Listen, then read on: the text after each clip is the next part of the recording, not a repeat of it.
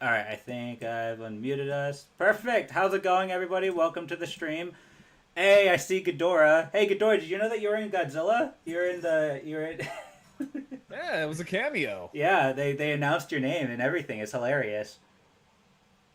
I mean, it might have been Yeah, a little cooked, but that's okay. yeah, definitely. But yeah, how's everybody doing? We're gonna be talking about. By the way, to anybody that saw that I started the live stream with my face, uh, you're wrong. I didn't. That was the Mandela effect, right? Whatever you do, do not go to the beginning of the live stream. I may have, I may have uh, Didn't technical happen, difficulties. everybody. Okay, but yeah, I'm here with a Didn't happen. exactly. I'm here with a special guest today. I'm here with Grarrl Brown. How's it going, man? You want to Hey! introduce yourself? Kind of explain who you are and what you do. Sure. How's it going, everyone? I am Grarrl Brown. I'm the T-Rex King. I am a T-Rex VTuber, and I do just about everything. I play horror games, adventure games. I also do model kit building streams, mostly Zoids. So if you like Zoids, Kamen Rider, and of course Godzilla, I'm the dinosaur for the job. Hell yeah, yeah. And I know, and I usually stream on Twitch. Yeah, definitely go check him out. I think I left a link to his Twitch in the description if you guys want to go check him out. Yes, I did. All right, so check him out or you're cringe. Yeah, that's pretty much it. If you don't check him out, you're dead to me. I But mean, like my streams are already cringe as is. yeah, but, I mean, mine too. Mine are very cringe. But hey, they still check out the stream and enjoy it. I guess I don't fucking know. But yeah, I today or last night I went to go watch Godzilla X Kong, the new Empire, and I really liked it, and I want to talk about it. And I was like, you know what, this would be a fun stream to do with Grarl because this dude is a fucking nerd about this kind of stuff. So he'll definitely be great for for a stream like this, just kind of live review this Yeah, because movie. I blew your mind just like before we even started Yeah, streaming exactly. about the Godzilla little tidbit Yeah, that no one else caught on. hell yeah. You can tell them. It'll be a great little way to start the stream. Yeah. Yeah. So in Godzilla 2014, there is the airport attack scene where Godzilla is fighting the Muto. Well, when Godzilla roars, it cuts to the kids, like the main character's kids sleeping on a couch, and you see a bunch of dinosaur toys. Well, on the coffee table, there is a Tyrannosaurus, a Stegosaurus, and a Hadrosaur. Well, this ties into Godzilla's origins because the director of the movie, of the original Gojira, sat there and said, "Oh yeah, we looked at a dinosaur catalog and we based him off of the body of a T-Rex. So he has the head, body, and everything of a T-Rex, but he has the plates of a Stegosaurus and the arms of an iguanodon. Well, iguanodon's not really a hadrosaur. I think they're their own separate thing, but yeah, close enough. Right. Yeah. In their heads, they're probably like, well, we got to use what we have, and the closest thing we have is a Hadrosaur toy. So Yeah, so but still, it's super super clever. I know it's such a cool way to incorporate something like that into a movie. Like Which is I never picked up on it, which I thought was really cool. which is which is something that's kind of interesting because not a lot of people know that unless they're like super mega nerds Mm-hmm. with this kind of stuff. Exactly. Because like when it comes to Godzilla, oh my god, I can tell you so many just like hidden little secrets here and there. Yeah. See this. See guys. This is why it was great to bring Garl on for this. He's good at he's good at just nerding out about Godzilla in general. I even have a Godzilla tattoo. You do? Really? I didn't even know I, that. yeah, I'll have to show you. But yeah, no, I have a Godzilla tattoo. It's one of those like tribal style tattoos, Mm-hmm. That sounds pretty but cool. it's all. Oh yeah, no, it's on my arm, and it is of Godzilla. Let me look at this. Godzilla 2000, I think. Oh, that's sick. I remember watching Godzilla 2000 back when I was really young. Which Uh, reminds me, I need to get that touched up. but I loved it. I remember liking the film very much. Hey, Wob's in the chat. How's it going, Wob? How's life? How's it going? Everybody else that joined. I'm sorry. I'm ignoring you because I don't care. I'm just kidding. I'm just nerding out with Grarl right now about Godzilla. He doesn't care about all of the plebeians here. Yeah, you guys are all just peasants to me. You guys are just numbers on a computer screen. Anyways, What? uh, Why have Chet when you have a T-Rex? Exactly. A very cringe T-Rex. That's basically what are you based off again? You're based off the 65 T-Rex, right? Yeah, absolutely. I'm just a little bit fluffier. Yeah, something like that. Anyways, I use horse shampoo for these feathers. I will have you know. Yeah. By the way, we both have seen this movie. We're gonna spoil the hell out of it. So, I was about to ask that. Yeah, no, we're gonna.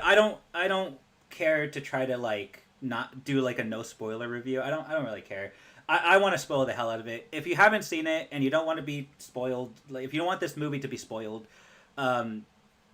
you should probably go watch it, or maybe watch it some other time. Yeah, exactly. See, Stu Bont got the right idea.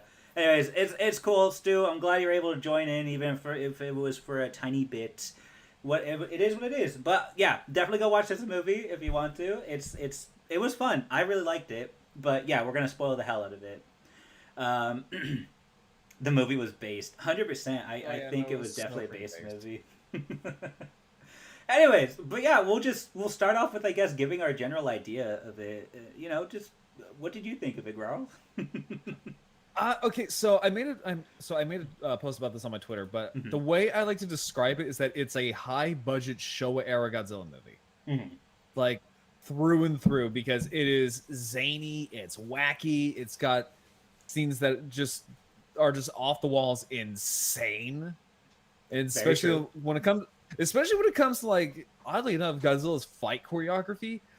It's fucking crazy how nimble this guy is for a big kaiju like Godzilla. It's insane. The human acting was a little miss here and there, and mostly with the Iwis, like the Iwi, like when it shows like the Iwi children, you could tell, like, yeah, it's a little off. Yeah. But that's perfectly okay. Trapper, I loved Trapper. Trapper was hilarious. I liked the dynamic between Trapper and I think his name was Bernie. I liked their dynamic. Bernie was great. I think their dynamic was funny. I liked every time they were on screen together. I thought they were funny. I was like, you know what? I like this friendship. Oh yeah, no. Bernie, the dude was hilarious, but Trapper, it was like the dude owned the scene. And like the expansive, like, world that is like the Hollow Earth, I thought was really freaking cool. Oh yeah, I love the designs. Yes, 100%. Also loved Hollow Earth. I'm gonna be honest.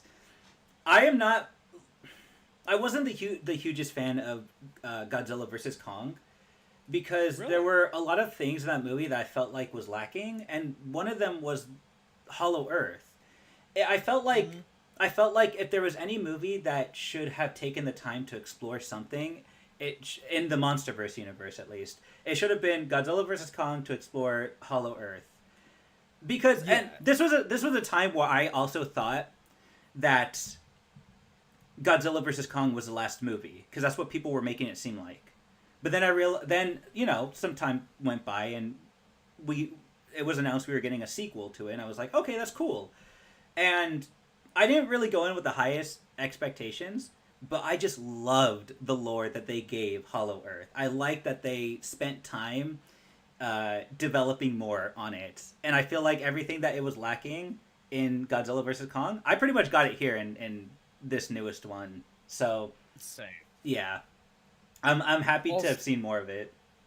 Also, the designs, especially for Godzilla Evolved, oh my god, they were cool. really cool. I really liked how the trailers really held back on showing a lot of the creatures that actually ended up showing up in the movie, because that's always frustrating when it's like, oh great, the trailers have pretty much shown, like, there's no surprise factor anymore with these monster movies, but we got to see a lot of them that didn't appear in the trailers. A lot of them being Hollow Earth creatures, even a couple of kaijus, or even even kaijus that were primarily in the comics, like Tiamat. Yeah, Tiamat was I believe she was a graphic novel kaiju, and they just brought her in, and they also brought in what was her name? The giant spider. It was I forget Zilla. her name. Zilla. Yeah. That was her name. Yeah, Zilla. Something like that. Yeah, from King of the Monsters. Mhm. And so during the whole fight between Scylla and Godzilla, it genuinely felt like Final Wars where Godzilla was fighting Kumonga. Yeah, Where he just that was such a beats cool the scene. shit out of him. Oh yeah, Just- my mod, her name's Wob. She loves I don't know what she obsession she has with Scylla, but I've been meaning to say this. Wob, Scylla fucking died like a bitch. Deal with it. Anyways.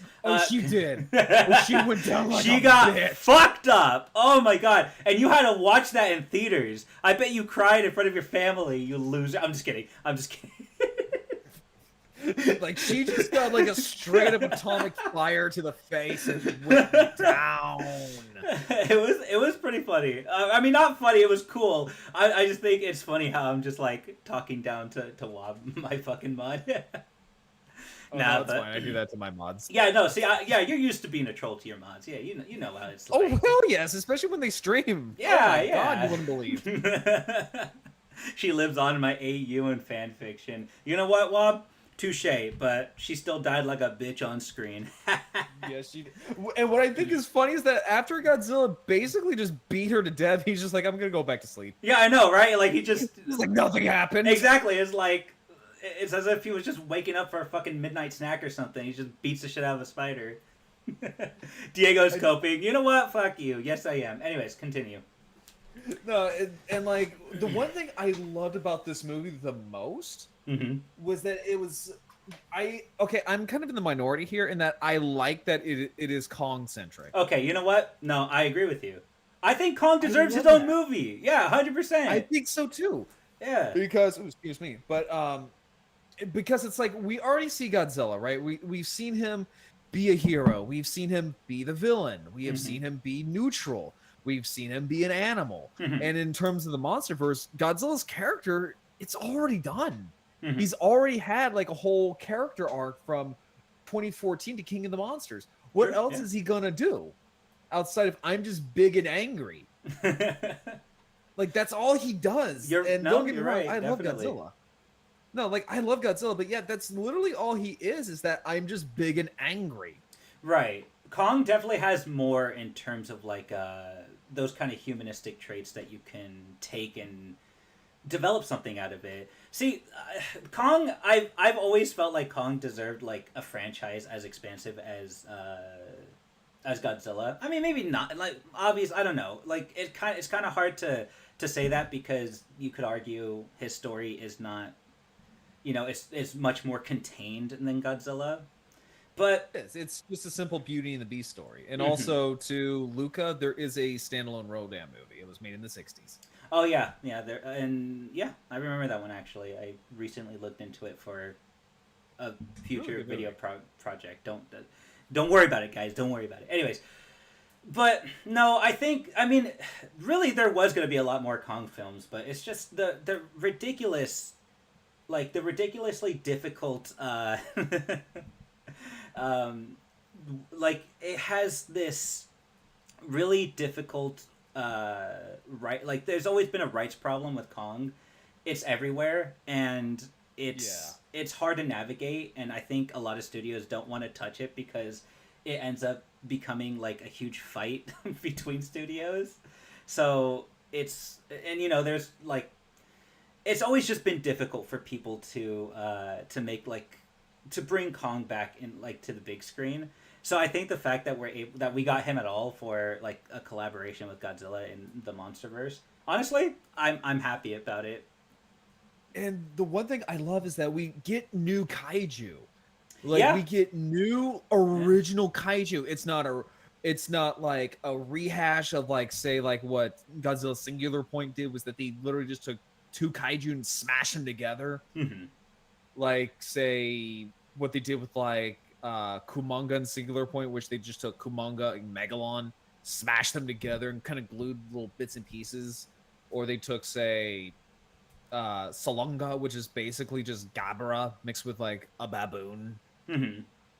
But here we have like Warbat, we have Hellhawks, we have we have like Tiamat, we have the weird dog creatures from the beginning of the movie that Kong just wipes them out like a bitch. We have that, what's it called? That parrot frog thing or whatever the hell it's called? That really weird creature in Hollow Earth? Yeah, the weird, like, Yeah. frog that made, like, the Kong noise. Yeah. Which, I mean, I kind of thought that was funny, I'm not gonna lie. Also, yeah, the weird electric pterosaur things. Yeah. Yeah, Those were cool as hell. I like those. Those were cool. I liked all of I those. also Oh yeah, don't forget Doug. We can't forget. Oh yeah. Doug. Also, I love Doug because that's more of like a nod to the fan base. Yeah. Because Doug was originally just supposed to be just a throwaway like kaiju, like just like a background lizard, but the fans loved him so much. I know the fan. I think it was the fans that came up with the name Doug, right? Yeah, they came up with Doug, and if you go to like say Target and you try to find toys of Doug, because there is toys of him now. Yeah. His actual name is Titanus Doug. Yeah, I saw that. I'm like, oh my god, they made it official. That's awesome. I love that. That's the thing I love about the MonsterVerse. That's the thing I love about MonsterVerse is that they take like fan stuff and they make it canon. Like Ghidorah, his heads have actual names now. And Kevin is the name of the third head, and that is now their canonical names. Mm-hmm. Yeah. And I love that so freaking much. Like, I just love the MonsterVerse. That's just really, Don't get me wrong. I love Mothra. I love Godzilla. Mm-hmm. I love Ghidorah. Like, the 2019 Ghidorah, I'm actually looking at my display cabinet. I have the Hiya Toys Ghidorah. Mm-hmm. Love Ghidorah. But I love seeing new things. I love seeing new, fresh things. Mm-hmm. Like Tiamat. Tiamat clearly is inspired by Manda, which is if you don't know who Manda is, it's basically just a sea dragon. A serpent, like a kaiju serpent. I know. I remember her from Final Wars. I think that's where it showed up. Final Wars. So Manda appeared in Final Wars, Destroy All Monsters, and his first ever debut movie, which was Atralon, which he kind of became like the de facto guardian of a ancient sea people race. Atragon, yeah, there you go. Mm-hmm. So it's really cool that we actually, and also the fact that she basically just becomes like a living buzzsaw. Is they mention that in the movies where it's like, oh yeah, no, Tiamat when she coils around things, her super sharp scales literally just become like a living, breathing buzzsaw. It's pretty cool. That is sick. I was surprised by like that because I would have thought they would have been like, oh yeah, show it off in the trailers or something. I was surprised that we even got to see another kaiju. I thought it was cool, and the way Godzilla kills Tiamat, Jesus Christ, fucking brutal. Just invades Tiamat's home, and then just kills her, and then just blows her destroys up. her. It's like Jesus Christ. Godzilla had no fucking chill in this movie. My God, he was angry the entire time. Jesus. Like he sensed like there was something going on. He's like, oh hell no, nope, I ain't doing this today. We ain't doing this today, boys. And that's something I want to lean into, like the silly moments, like you mentioned, like when Godzilla has like no chill, like when Kong sees Godzilla, his initial thing is that he's actually trying to talk to him. Like, hey man, look, there's something down there, we gotta go. Godzilla's like, oh hell no, we fighting. And the first thing he does is like Godzilla just socks him in the face. It's like good lord, guy, calm down. Yeah, the suplex. Yeah, there was a suplex too. Just like the whole fight scene in Egypt was so fucking great. Yeah, I thought I thought it was low key. Godzilla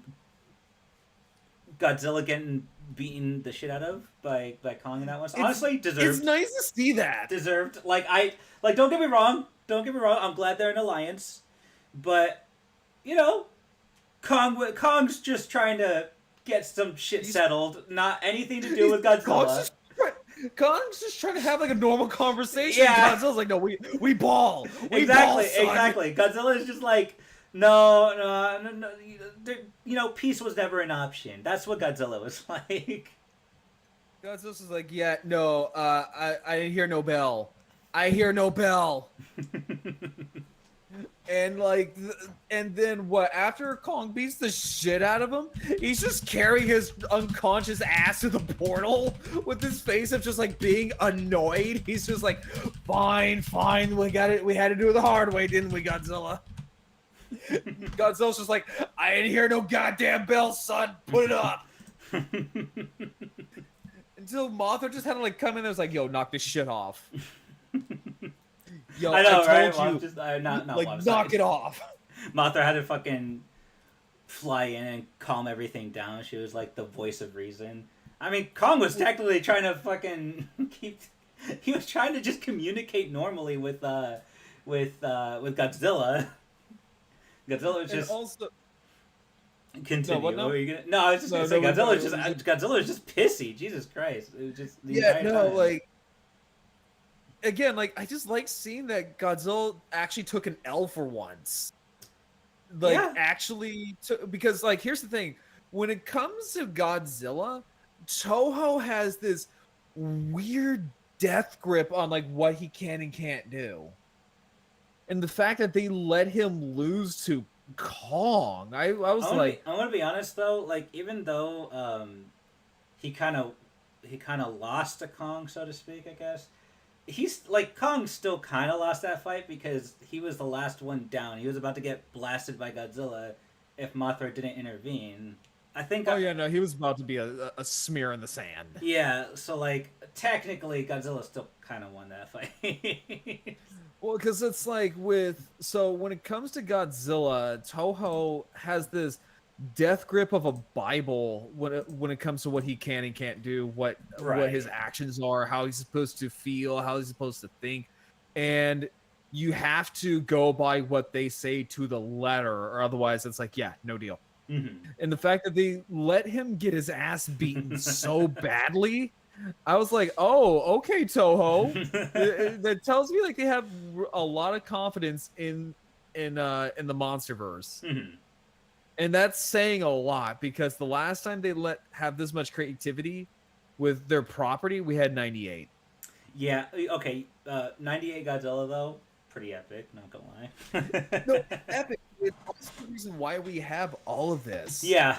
Is because of just how bad that movie was, which, by the way, looking back on, it's a good movie. I've always liked it. I know that a lot of people didn't like it. I liked it.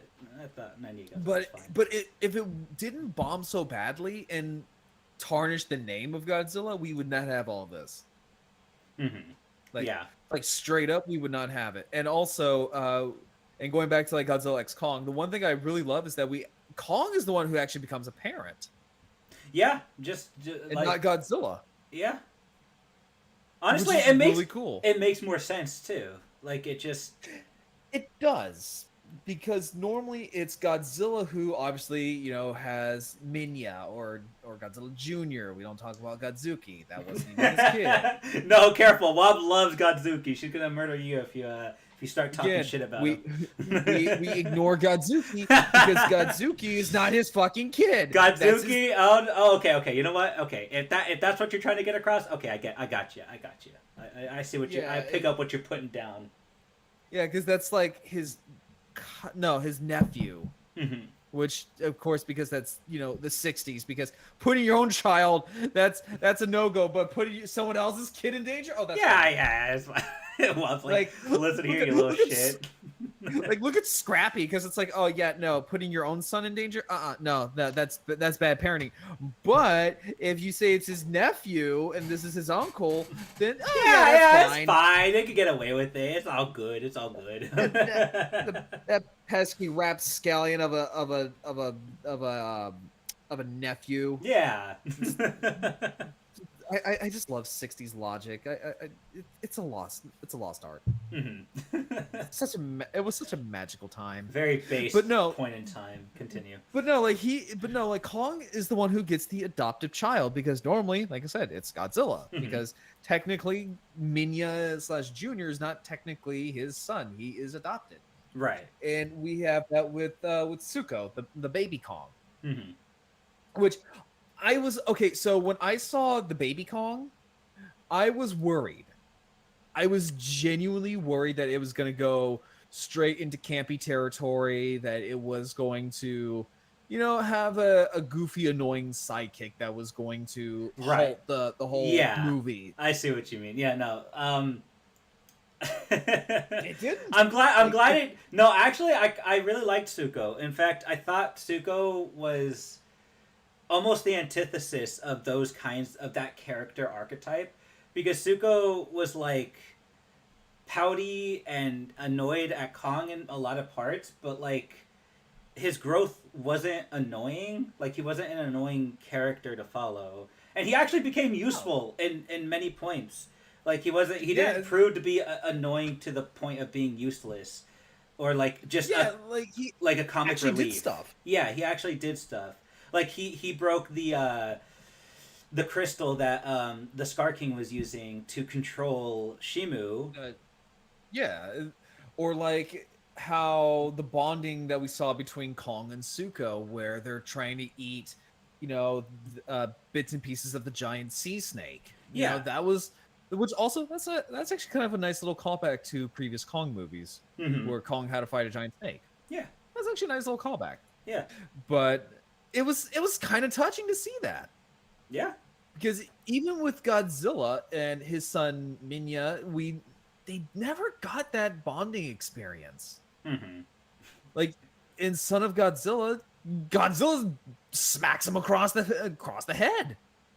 Yeah, and steps on his foot. Like the guy's kind of an asshole to his own kid.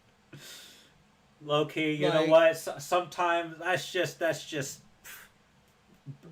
shows that fatherly love. Parent. It's fatherly love. No, I'm just kidding. But no, no. If we're making the argument of who's a better parent, yeah, Kong definitely is. It's clearly Kong, because he's treating Suko with a little respect. Now, granted, the first interaction he had with Suko was kind of cool, because it's like, yo, what the fuck? The first interaction he has with Suko, he uses him as a fucking weapon.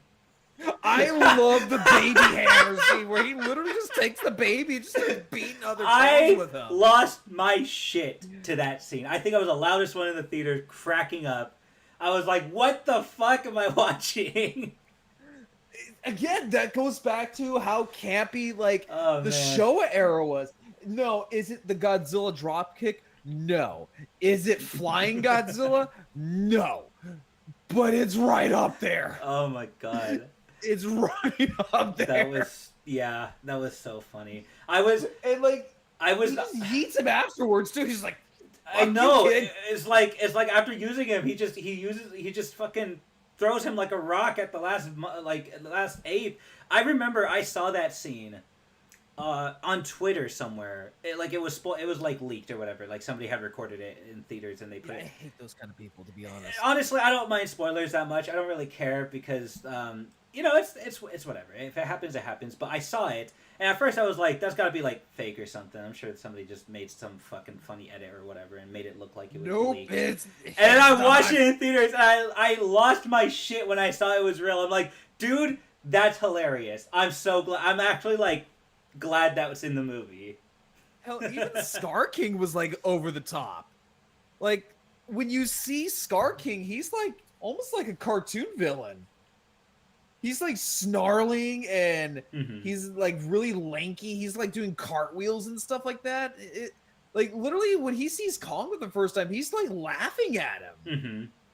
And also his desperation to get to the surface. That's also very kind of cartoony. I kind of liked the motivation though. I kind of liked that. Okay, because put yourself in their shoes, right? You'd probably want to get up to the surface if you were forced down into Hollow Earth like that, I kind of get the motivation.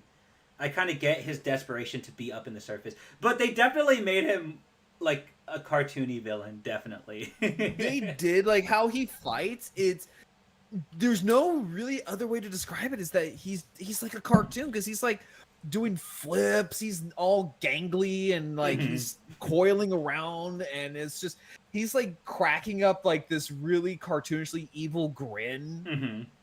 Well, Like when but that. when he turned around and was like laughing at the other with the other Kongs, Mhm. I was expecting the Seth Rogen laugh, him just going.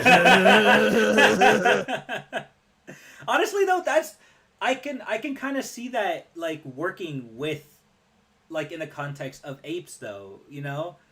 They almost feel or look cartoony in real life. I feel like that's like they mimic ape behavior. Not like it's not like 1-to-1, but I think there's some of it there. I kind of like it. Yeah. And I mean, like, there were some things that I wish that they did kind of explain a little bit more. Is like, how did Scar King capture Shimo? How did this happen? How is he able to Mhm.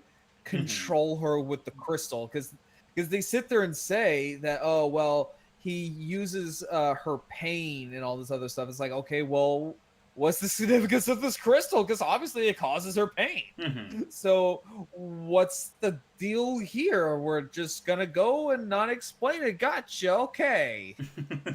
Or it's like, oh, she, the last time she was enraged, we had the Ice Age. I'm like, oh, well, how did that happen? I want to know. Oh, we're just gonna continue. Okay, we're gonna continue on. I Okay, kind of I kind of like that they keep some things ambiguous. I think that adds they on. do. I think that adds on a little bit to the mystery of the kaiju's. I think that's. Hey, Gambit's No, in chat. you're How's it right. going, Gambit? Sorry, continue. I Gambit. But like I mean, like, there were some other things that I was kind of like scratching my head, like the whole like Iwi prophecy kind of thing. Hmm. Which, don't get me wrong, the prophecy itself wasn't bad, but like, so the scientist lady got all of this information, like all the little details, I was all of this kind noticing of that stuff, too. Yeah. like from this very, very, very, very minuscule, minute, like stone carved Mhm. drawings. Real quick, sorry. Reminder for maybe some of the newcomers in chat. There will be spoilers. So We've been spoiling this movie up the yeah, we've ass. been spoiling everything. So maybe skip this stream. I sent a warning in the beginning. I probably should have put a warning in the title, but I'm too lazy to fix that. So just a reminder, there will be spoilers. Anyways, You can't pin like a comment like I'm gonna I'm Twitch. gonna I am gonna pin Gambit's comment right now because she just said it. Hell yeah. There we go. All right, pin message. All right. Anyways, But thank you no, for that, Gambit. Continue. it's just like a bunch of little silly things like that where Mhm. it's like, so you got so it's like, lady, do you feel good after taking that ginormous like kaiju size exposition For dump? real. No, it was pretty ridiculous how she was basically getting all that info from the. You know what it kind of reminded me of? Do you remember in Toy Story 2 where they're watching like Woody's Roundup Mhm. and Woody's like making this ginormous exposition dump? Yeah. Like, what's that? All you're telling me that Stinky Pete threw down dynamite in the coal mine, and now it's about to explode? Oh yeah. Just from like yeah, just from like hearing like a little tiny bit of like the birds chirping. I'm like, Mhm. that's what it reminded me of. And I'm like, damn, you must be feeling really like 20 pounds lighter after that, because that was a big dump. But I like that they did it in like Oh, son of a bitch. the towards like the climax of the movie, rather than like Mhm. spending a good chunk of like the beginning of the movie, where that's usually where they do all the exposition dumps. Sorry, real quick. Thank you, Gambit, for the $15. Mothra. Okay, buddy. Yes, Mothra does appear in the movie, and yes, she is. She's pretty cool. I did like Mothra, although I was kind of like weirded out. I'm like, wait, hold on, she's the guardian of the Iwis? I. Because didn't they? Because like they made that. Because I think that's a retcon. It might be. I'm not entirely sure. Where did Mothra originate in King of the Monsters? Like, how was China. Like, China? apparently Okay. she was from China. They had like a whole temple, the Temple of the Moth, which never like mentioned anything about the Iwis. And then they're Hmm. like, oh yes, Mothra is the sacred guardian of the Iwis. And I'm like, what? I think honestly, it might be a retcon because, like, think about it. There's a lot already happening in this movie. I think. Oh, there's so much going on. I think for them to include that, like that, all that along with it, I just don't think they had the time to. So they were probably like, okay, we gotta merge two of these together, Mothra and the Iwi. We'll just do that. Although I feel like Mothra was kind of rushed. She definitely felt rushed. I wish they did more with her. Low key, I don't hate the idea that she's connected with the Iwi people. I don't even, It's just I wish they had a little. I wish they thought it out a bit more, so it didn't feel like a retcon. Yeah, or like just like a phoned in cameo because we have to have Godzilla and Mothra. Yeah. Because we have two original Oh my kaiju. Now we gotta have like a legacy kaiju. Thank you, it's just thank you, Super. one of those Sorry, things. sorry, I don't mean to interrupt. Oh, you're I got fine. another donation. Thank you, Super King Adore, for the $10. Do you guys think it was fast paced? This movie and Godzilla vs Kong both felt that way. Tell Adam Wingard to slow down. It did in some spots, like with Mothra, it felt very like It was you very, went yeah. like from It was like very 45 to 80. Yeah, it was very fast paced just throughout the entire film. It did. I don't know. It's not like I wasn't expecting it to be that way, and it's not like I hate the movie for being fast paced, but like I don't know. There's not. I really don't have much to add other than the fact that, like, you know, I mean, that's kind of what I was expecting it to be, because it's not going to be a slow burner. It's not going to, because this was definitely not trying to set up to be a slow burner kind of movie that was trying to have like a deep message or anything. This was just a movie that was trying to be fun, and it's like you said, reminiscent of the Showa era Godzilla. So Because let me be honest, like the show era, there ain't a damn thought that's going on in that brain. outside of like Gojira, because Gojira is part of the Showa era. Mhm. But there's not a damn thought going in that brain. It is stupid, campy fun time, and it's the best way possible. Mhm. Like, for fuck's sake, we have Godzilla dancing. We have Godzilla being basically an environmental activist. Mhm. We have Godzilla being a superhero, basically. Yeah. And that's what they felt like in the movie. They felt like a couple of superheroes, because let's face it, if Godzilla, if the MonsterVerse and Godzilla in general became like, oh, but what does this mean? What is the message behind this? It'll start to become really, really preachy and really fucking annoying. And it's like, and then by the time we get to this movie, it's just like, please, for the love of God, please shut up. Just shut up. I don't care. Yeah. It's like, No, I get it. Yeah. it's like, oh, but what does the symbolism mean? It's like, shut up. Just shut the fuck up. Just shut the fuck up. Just let's just cue the monsters fighting already. And that's the thing I have seen from like -1 stands. It's like, oh, but this movie is so corny and boring compared to -1. Dude, No shit. Dude, it's so annoying because here's the thing about it, right? Back when 2014 Godzilla came out, I remember watching it and thinking that wasn't too bad. I liked it. But then I remember seeing the internet, like some of the, the fans talk about it, and they were complaining that it just wasn't centered around the monsters enough. Like they wanted more monsters. They wanted like more screen time for them, and they did that in Godzilla King of the Monsters in 2019. I think it was 2019. Yeah, it was 2019. Yeah. And people I saw that complained. movie almost 20 times. And people complained about that when they were like, way too many monster scenes. Like, come on, you gotta give something to the humans. And it's like, there's no winning with this group. They tried. There's not. No, the MonsterVerse tried its hand with a more serious and gritty Godzilla, and people complained. They tried doing it a little bit more goofy and more monster focused in terms of screen time. People complained. It's it's always gonna be that way.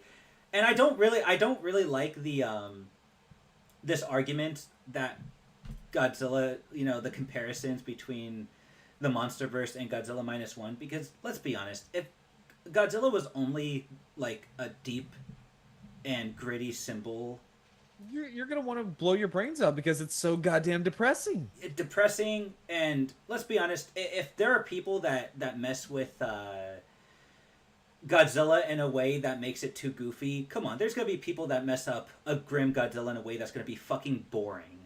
So, you know, No, really. people No, I at that 100% point, agree. people are gonna be begging for something campy and goofy and something about monsters destroying cities and fighting each other.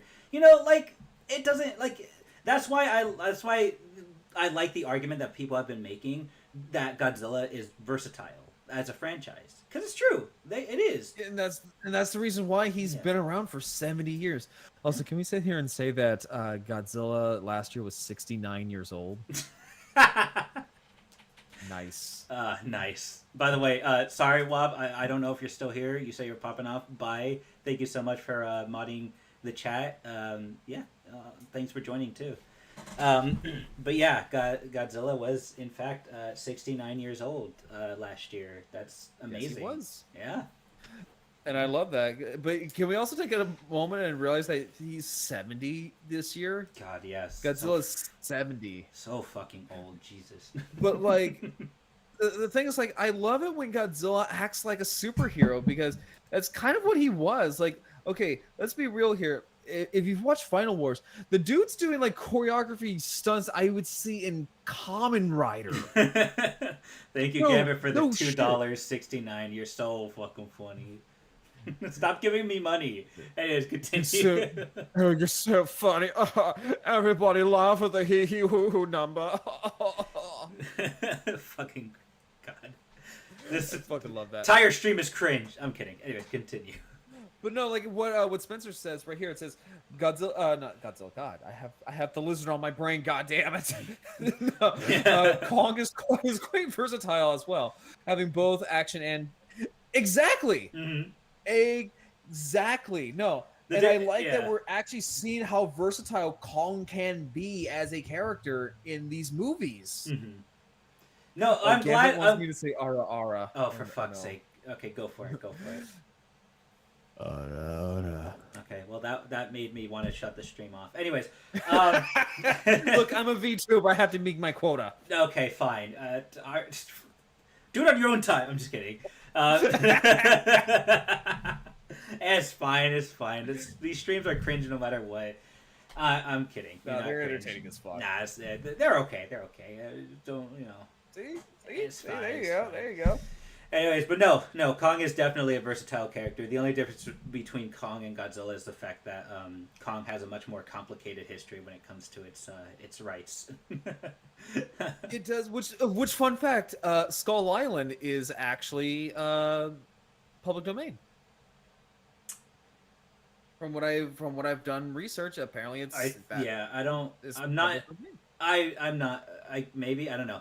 I mean, if you did the research and you say it is, I'm inclined to believe you. I just don't know because at this point it's hard to navigate through what's public domain and what isn't.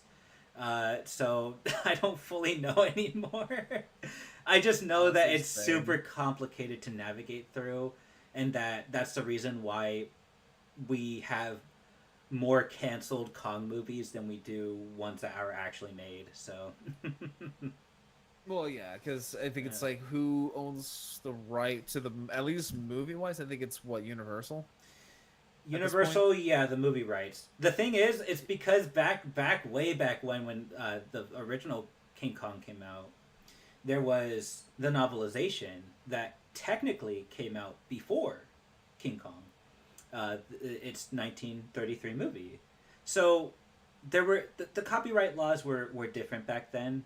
So because of that, when the book fell in public domain and the rights weren't renewed, you could technically, some studios went through a loophole where they would adapt. They wouldn't be remaking the 1933 King Kong. They were adapting the novel, and as long as they weren't using certain scenes in the 1933 King Kong film, they could get away with making their own King Kong movie, which is why King Kong is very different from his original or at least that's partly why a lot of King Kong movies are very different from from the 1933 counterpart. I don't know how it worked with Peter Jackson's King Kong. I don't know how they were able to bypass that to make a somewhat like I'm not gonna say like a scene for scene remake because it wasn't, but it was definitely there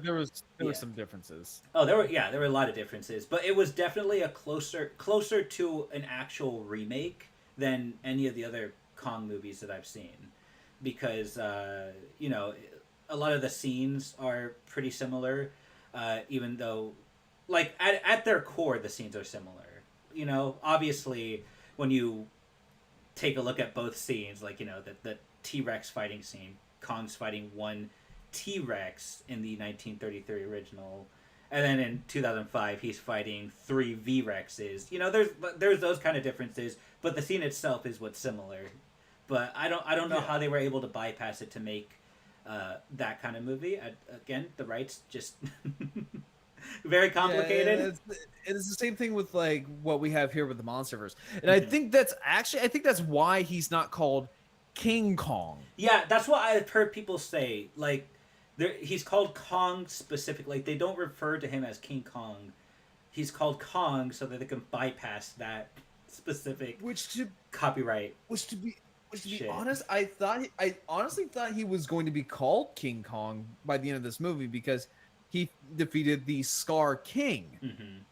Hey, so now, Joseph, how's it going, man? I mean, but like you can put 2 and 2 together. I mean, like it's like he defeated the Scar King. So does that make him King Kong? I think they might just want the audience to come up with that conclusion themselves. I don't think, because again, I don't know the legality behind it, but maybe they're still not allowed to use it. Maybe it's not even a thing, because I remember watching. He hasn't actually worked on anything. He's just like a Kong historian. But I remember watching a Ray Morton interview, and he said something about, like, that was brought up, and he just said something about, like, he's not for sure, but I think he said something about maybe it's possible that could be a thing. So I just don't know for sure if that's an actual thing, if that's confirmed. I tried looking into it, and I really just couldn't find much on it, so I mean, also, we'd have to just find it out through somebody who actually, I guess, works for Legendary. yeah, and also, what did you think about the newest kaiju, Shimo? I like Shimo.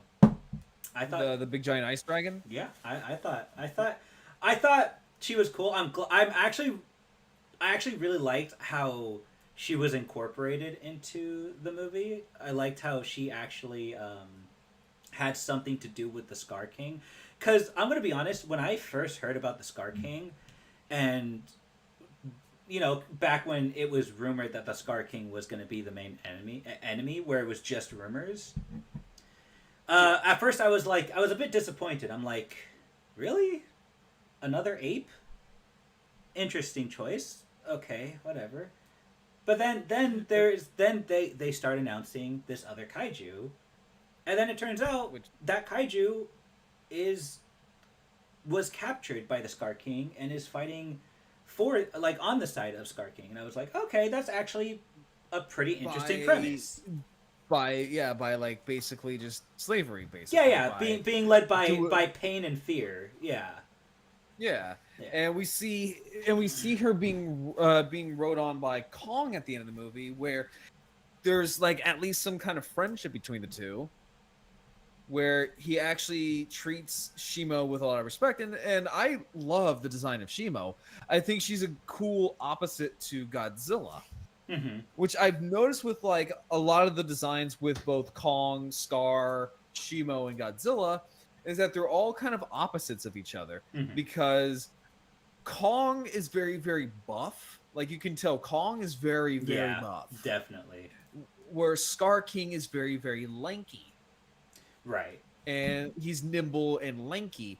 Where Godzilla, he's very, very kind of lanky in his evolved form. Now, Godzilla is, don't get me wrong, Godzilla's still pretty buff, but not to where he was in the beginning of the movie. Gambit, stop. Tell, like, Sorry, Gambit, stop giving me money. Thank you for the $2. Ride wife, life good. Okay, that's pretty funny. That is actually no, but I was saying is that Godzilla, kind of slimmed down. Yeah. I Where was actually Shimo. I was gonna ask actually. Sorry, I didn't mean to interrupt, but like, what's the like? Maybe I missed something. I was like very invested in the other parts of the movie. How come Godzilla slimmed down? Like, what was? How come that was a part of the evolution? Don't know. He just comes out looking a lot thinner. He's got to look good for his girlfriend, I guess. Yeah, he's got to look good for Mothra. Yeah, he's got to look good for Mothra. I was talking about Kong. No, I'm just kidding. Anyways. No. What I think is funny, like with Mothra, because like a lot of people who watch the MonsterVerse movies like to ship Mothra and Godzilla together. Yeah. I mean, it makes sense.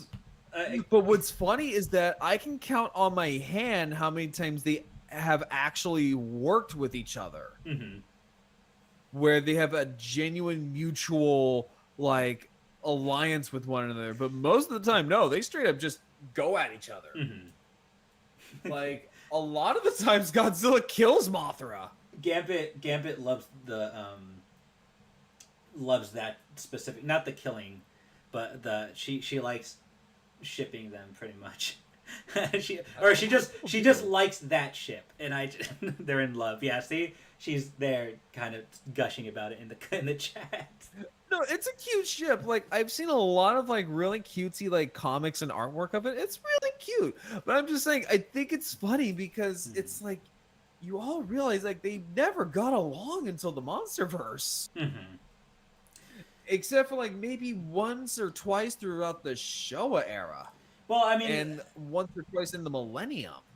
I kind of appreciate the MonsterVerse for taking some of these elements and doing something different with them, because I know that a lot of people, there's a lot of purists out there that really just want like they think to be stagnant. Yeah, well, it's just they think that the moment you take the monsters from the previous the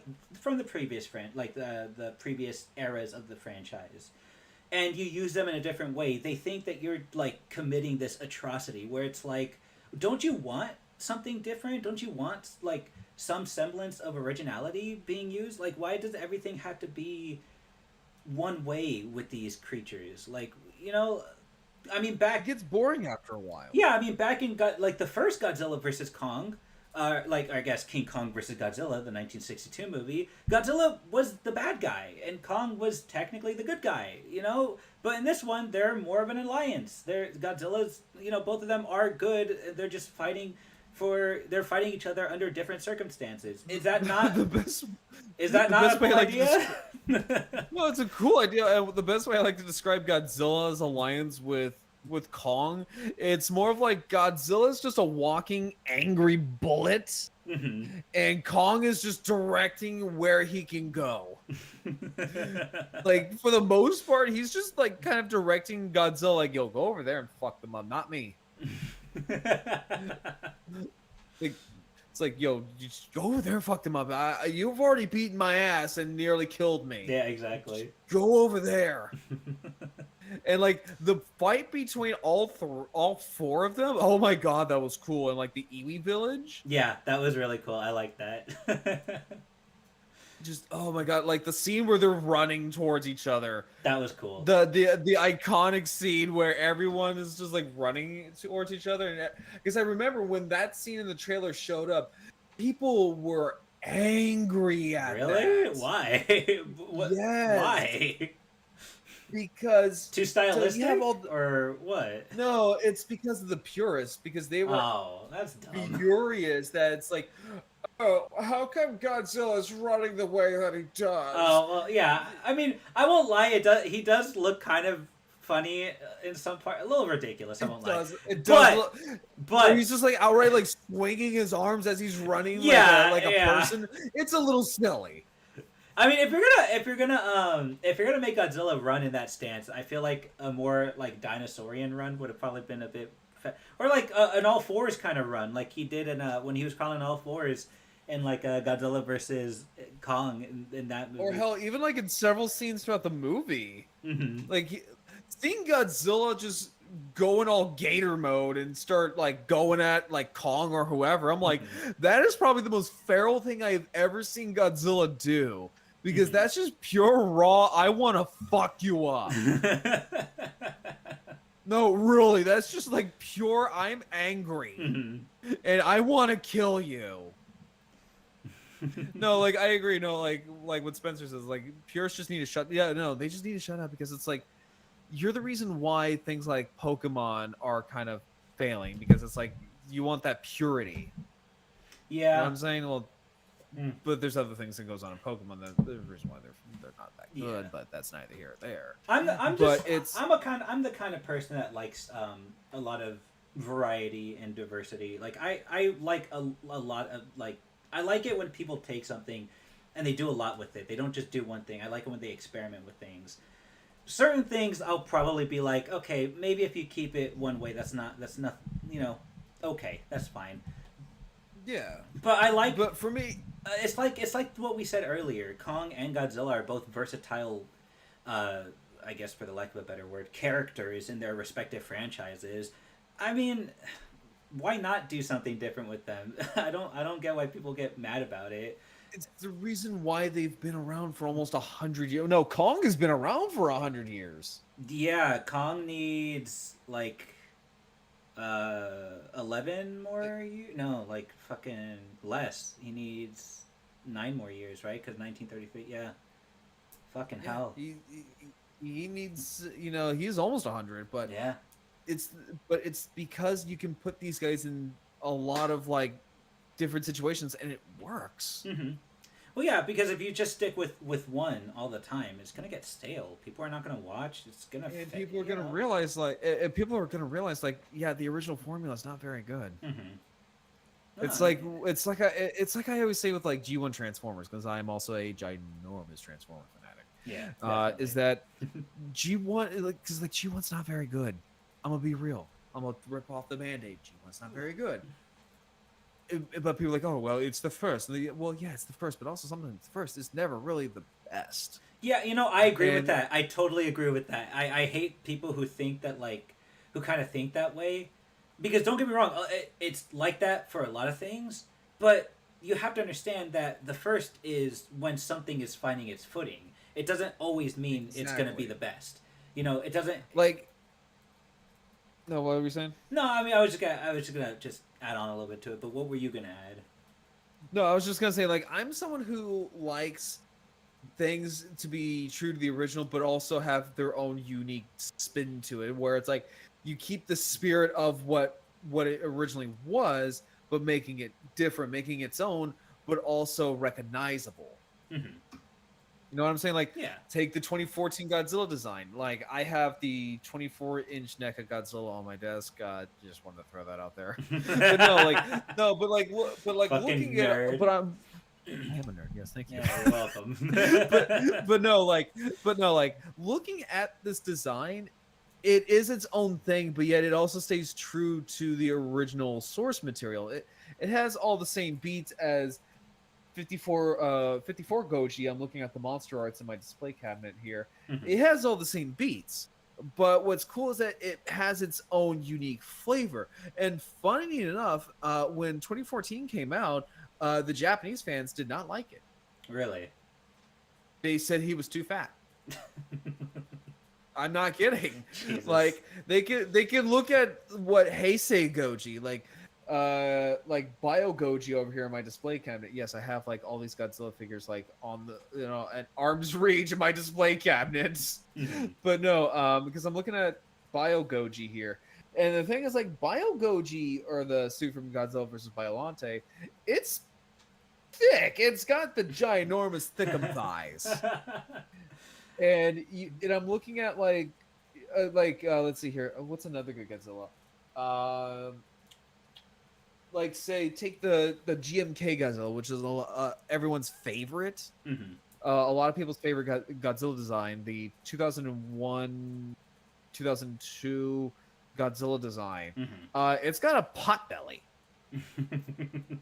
Like he's got the big thickum tree trunk thighs, and he's got a pot belly. Mm-hmm. But it's one of like fan favorite designs. It's one of my favorite designs. But yeah, no, they're saying like this new Godzilla, he's too fat. they were calling him like Godzilla Deluxe because of how fat he Oh looked. yeah, Gambit's like that's the one I gave you, Diego, the GMK. I do. I have a GMK model Godzilla on my bookshelf on the top there. It's. I was gonna say if it's got a pot belly and soulless eyes, yeah, that is. I literally didn't even notice the belly. Like that's the last thing I noticed. I love the way it looks. The face. Oh yeah, no, is it so looks cool. mean as fuck. It's so cool to me. I love its design. By the way, somebody said something earlier that I wanted to point out. Spencer, here's hoping we get another solo movie after this. I've had my fill with Godzilla and Kong on the same screen. Give us a solo Kong movie in the Hollow Earth. Boom, success. One, yes. I would like to see that. In context of the MonsterVerse, yes. Honestly, in context of a solo movie away from the MonsterVerse, I would also like to see that because Godzilla Godzilla got a solo movie. No, he didn't get a solo. No, he got a solo movie. No. I meant no. Like a solo movie away from the MonsterVerse in Godzilla Minus One. It would be cool if they did something similar with Kong. If they decided to essentially remake it, or even if they wanted to do something new, I wouldn't be against that. But it would be cool to just see like a solo Kong movie that's away, like a modern one, away from the MonsterVerse. I just want to. True. I love the MonsterVerse Kong, but I would just love to see what else they can do with Kong, today. Well, I feel like that would be a little bit more difficult when it comes to Kong because Godzilla, he's already known for standalone movies and all that kind of stuff. Mm-hmm. But I feel like with Kong never really found a home until the MonsterVerse, and that's kind of like what people now kind of like associate Kong with is with the MonsterVerse. So I mean, honestly, all the more reason to give him his own standalone movie. I feel like he can. I feel like now that he's in the public's eye again. He has enough to kind of form his own identity in a solo movie. There's plenty of ideas. No, I agree. There's plenty of ideas out there that could be reused that never got to see the light of day. There's a lot of them that I would love to see. There's like the original 1996 version of King Kong that unfortunately never came to fruition. That would be cool to see if they ever gave that one a shot again. There was I could be wrong. I think in one of the there was another Kong movie that incorporated. It was going to be about Kong's origins, and it was going to be about pirates visiting Skull Island, and I forget what that one was called. I didn't mention it in my video. That sounds really cool. I'm not gonna lie. I know, right? Like pirates and Kong, and it was gonna be like his origin. So it was gonna be during a time where it was gonna be like, a bunch of his family members still alive. So it was still gonna be like a herd of apes. Like there was gonna be a lot more to it. I think that would have been cool to see. I don't know. I just feel like there's a lot that they could do with Kong. It's just it's blocked by. Well, the fucking whole copyright system, bullshit copyright stuff. Yeah, that's always gonna be a big thing for Kong now. I don't think they could ever undo that. It's such a mess. Well, that and it could be worse. It could be worse. It could be that one King Kong game that came out like. Oh God, year. yeah. I haven't played it, but I want to because I heard it's so stupid. Oh God, I've seen another Dino VTuber play it. Red Claw. He was playing it and. Oh my God. Oh my God. The stuff I have seen in that game, I need therapy. It shakes me to my core. I heard that it just looks like shit. That's an understatement. It made Gollum, the Gollum game. That I heard about that one too. It made the Gollum game look good by comparison, and that was notoriously known for being shit. And you fucked up when you make that game look good. Like, oh my God. Gavin said earlier, I don't think we've actually had a bad Godzilla design except 1998. I'm just like, listen here, buddy. Uh, I, there's one. I know a lot of people may not have liked it. I love Zilla. I thought the design was always cool. I like that they made it more dinosaurian. I've always liked Zilla. There is one design that is ugly, to say the least. Which one is that one? That one is the suit from Godzilla. No, I'm sorry. That is from Son of Godzilla. Okay, hold on. It looked like the. It looks like the Cookie Monster has character. Oh my god. Okay, it's kind of he's fun. You know what? He's trying his best. He's trying his best and he ain't doing good, Chief. Wow. He ain't doing good. I like his face looks like a frog. I like a frog. You want to show face. chat? You want to show the lovely people what you're looking at? I will do my best real quick. Let me fucking put the image in. It's hilarious. I'm doing my part. I'm doing my part. I didn't do fucking shit. I like this Godzilla look. Give me 1 second. I need to fucking go through the whole process. Streaming sucks And for me. the story behind why this one looks like a straight up abomination is because they tried to make Godzilla look more like Minya instead of making Minya look like Godzilla. Okay, here's the epic Godzilla image that that Grarrl was referencing. Give me a second. I'm just gonna replace my screen, my face with it. I love it so fucking much. It's just. I like his frog face. I think it's funny. Yeah, that's the one that I'm talking about. I like it. Well, I mean, I don't like it in terms of like trying to take it seriously. I like it because it looks fucking hilarious. There are certain angles it's passable, like this one. This is one of the more passable angles to look at it from. So But there's worse than this? Jesus Christ. If you look at that suit dead on, like in a few shots, oh my god, is it hideous? Let me see if I can find it. Actually, Son of Godzilla. Send it to me, and I'll put it on this. I'll put it on the screen if you can find a good angle. That's. It is. There are scenes that it's not flattering. It is beyond not flattering. Jesus. And yeah, it's let me see here real quick. Because it's like if you look at it from like the side, Mm-hmm. if you look at it from like a side view, yeah, it's okay. Like that angle, it's okay. But if you look at it like this, I just sent it to you on Discord. All right, let's see it. And it's like, please, sir, close your mouth and never open it back up again. I like this. This is so fucking funny. Give me a second. I'm gonna show it on the screen. Okay, I like this one. Like, I like it in terms of its goofiness. Like, it's like unironically, I don't know about it. Give me a second. I prefer the Muppet Godzilla that we got in Godzilla versus King Kong Let me over just... this. Yeah, I'm not gonna lie. This one, this angle definitely is not flattering for the Godzilla. No, it's not, and it's like, oh my god, you sir, I want to deliver the Emperor's divine justice and deliver sweet hot Prometheum to you. And it means that I don't have to look at you ever again. You know what? For the shits and giggles, I'm gonna put him in the corner of the stream. Okay, that's not what I I'm hate gonna it. do. I absolutely despise this. I'm gonna put it in the corner because it bugs you. I'm gonna put him in the corner, just in the very corner. There we go.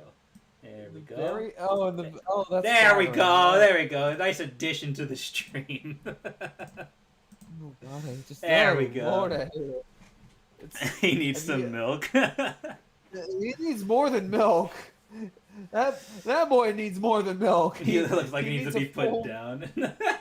He genuinely does. I'm I so think glad it's that they funny. altered it in the next. I'm glad they altered this in the next movie because if that had to be seen throughout the other movies, oh lord, the show era would be difficult to watch.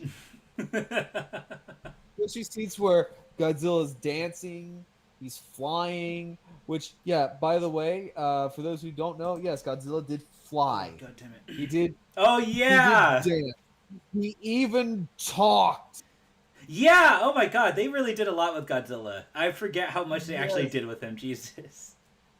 And the Godzilla Shay, as it was called, was a dance that was added at the last second because the director of, I think it was Monster Zero, I think that's what it was, or the Invasion of the Astro Monster, Mm-hmm. was like, oh, basically it was the 60s equivalent of a meme at the time. I'm not kidding.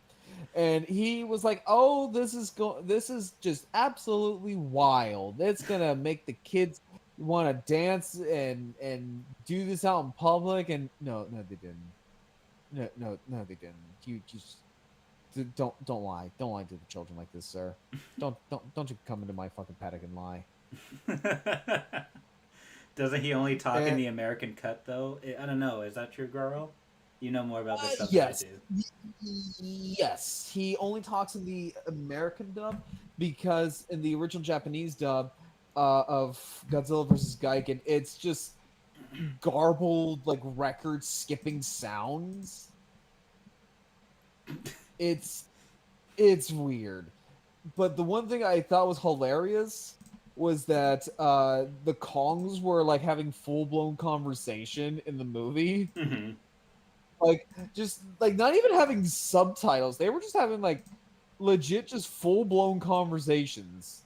Just what is it? Like just in forms of we're talking about New Empire, right? Just in terms of Yeah. Like, grunts and I mean whenever he's talking to the people, he's communicating to them through sign language, which is, I think, honestly, is really cool. I like it when movies show rather than tell. I think, honestly, see, this is why I would think that making it more Kong-centric is really better, cool. because the fact that I just liked that with him they didn't do anything. It all felt realistic. It did, because like. That just seems like a way that they would communicate with each other. because guess what? Gorillas use sign language. Yeah. Like, seeing Kong, using sign language isn't entirely far-fetched. I could see that happening because apes do that in real life. It's not a mind-blowing fact. Mm-hmm. No, that's why, and that's why I like that they did that, because it felt like it felt natural. It felt natural, and it reminded me of another movie. It reminded me of the newer Planet of the Apes movies, especially the third movie. I need to watch those movies. I hear they're good. Really good. The third movie was very quiet because they're still at a point where the apes don't talk. They communicate through sign language. And because they're communicating through sign language the entire time, it's a very quiet movie. But it feels like that scene when like there's like a scene where they're like coming up with a game plan, and it just like that the scene where Kong first meets the ape tribe, and the other subterranean era of Hollow Earth. It just reminded me of that scene from I think it was called War of the Planet of the Apes. I don't know. I like when they do that with apes like that. I think it's really cool. And then like the subterranean apes had like their own sign language, which is really cool. But no, what I was talking about is like when Kong got to the rock quarry, and that one Kong was like yelling in his face, and he just straight up just socks him in the mouth. That one's funny. I like that. I was like, you know what? That whole scene is just a good representation of Kong, just in general. He's just like, I like it. He's just like, shut the fuck up. Exactly. Kong's just he's a badass. He doesn't let the bickering bother him, and then he shuts them up real quick with just a single punch. And what I think is really what was kind of and leads back to Scar King just being like a cartoon villain was that how he killed that one Kong by pushing him into the lava. Like he did it in the most monkey-like and ape and cartoon-like fashion, which was he just turned around and just donkey kicked him into the lava. Yeah, I felt bad for that ape. I was like, no, why? Too. That's why I was like, okay, Scar King's got to die. Yeah, because he meant a lot. That one old ape clearly meant a lot to Suko. Which I don't think we ever get to see that ape do anything, but it doesn't matter because it fueled Suko wanting to switch sides. Yeah. I think Suko. I mean, I'm sure. Yeah, no, you're right. Honestly, all those apes are in that position because they're being forced to. I don't think any of them truly want to be on Scar King's side. I think they're just there out of fear and because that's how they're being led. Or it's like, okay, so like when the other apes were chasing Kong, and they found those traps laying around. You know what I'm talking about? Like when they chased him into the gorge and they saw like the tripwire. Yeah. I'm just thinking, who the fuck made this? Clearly this isn't natural. Someone purposely designed these traps. Like, who designed these traps? I thought it was always implied that it was Kong that did it, but then I realized, wait, this isn't. No, because I'm assuming that's still in his subterranean. That's still in like the subterranean era. That's away from his normal home. So I don't. Was it? I mean, surely it wasn't like it's not implied that. Well, I mean, I don't know. I don't know. I don't think the other Kongs that's did it. That's what I was gonna say. I'm like, I don't think it's implied that they did it because it makes it the movie sets it up like, oh, it's possible they could fall for the trap, but it's like if it's their own trap, why would we assume that, you know? I don't know. Yeah, it's weird. Yeah, no, it was really weird because it's just like because someone had to like go out of their way to like set up these traps. You know, the first time around, right? You could sit there and say, oh well, Suko probably and the other, troglodyte apes, they probably set up those traps beforehand. That's what I was also thinking, but then I'm like, I don't know. That doesn't make sense because it's too far into, Scar King's territory. So it's like, it wasn't the Iwis. Then who the fuck made those traps? But then again, it doesn't matter because it was such a cool scene. And that's like some of the stuff that I like about this movie. It's like a lot of goofy moments where it's like, well, how the fuck did that happen? Don't know, don't care. See, Spencer, I that's what I was thinking too. I thought I would just assume Kong made those traps because Kong, he made the traps for the wolves in the beginning of the movie. I just assumed maybe they. I think the movie, honestly, I think those were Kong's traps. I think the movie just made it seem like, oh, they chased Kong back into, like, his section of Hollow Earth, back to, what is it? But that seems like a really random location, though. It didn't look like it was, like... Maybe, but I think at that point the movie was focusing on, like, oh, let's just we gotta kill off these apes more than the logistics behind it. And then of course the whole oh well, one of them survived and went on to go tell the evil villain about the plans. Plus, there was a trap earlier that Kong completely avoided, but one of the apes fell through. Like, Kong couldn't have known that trap was there if it wasn't his. Like, it had to have been his because he knew it was there, and that's why he jumped over it. But you never see him set him up. No, maybe not. But I think that's just the implication. I think it's implied, and they're just trusting the audience to understand those are all his traps. Because, I mean, that same thing in the beginning during the what is it when he's being chased by the disgusting looking wolves. Like clearly that trap was his. All these other traps had to be his too, right? I mean, that's Oh, what I I'm think thinking. those wolves. I think those wolves are called death jackals. Death jackals. Okay, they're Which honestly is weird because pretty they cool. had like a complete redesign. They had like a complete redesign of what they were originally supposed to look like. hmm Are they So in the based off graphic of? novel, I was gonna ask that. I'm like, are they based off of anything in the graphic novel? yes, with a question mark. Possibly. The Do they question, look different, well, or are oh, they they look, they look drastically different. Let me actually pull it up real quick. So, interesting? because when you see the original Death Jackal, and you look at the Death Jackal from the movie, uh, they're a little weird, and you wouldn't realize if I told you what these things are.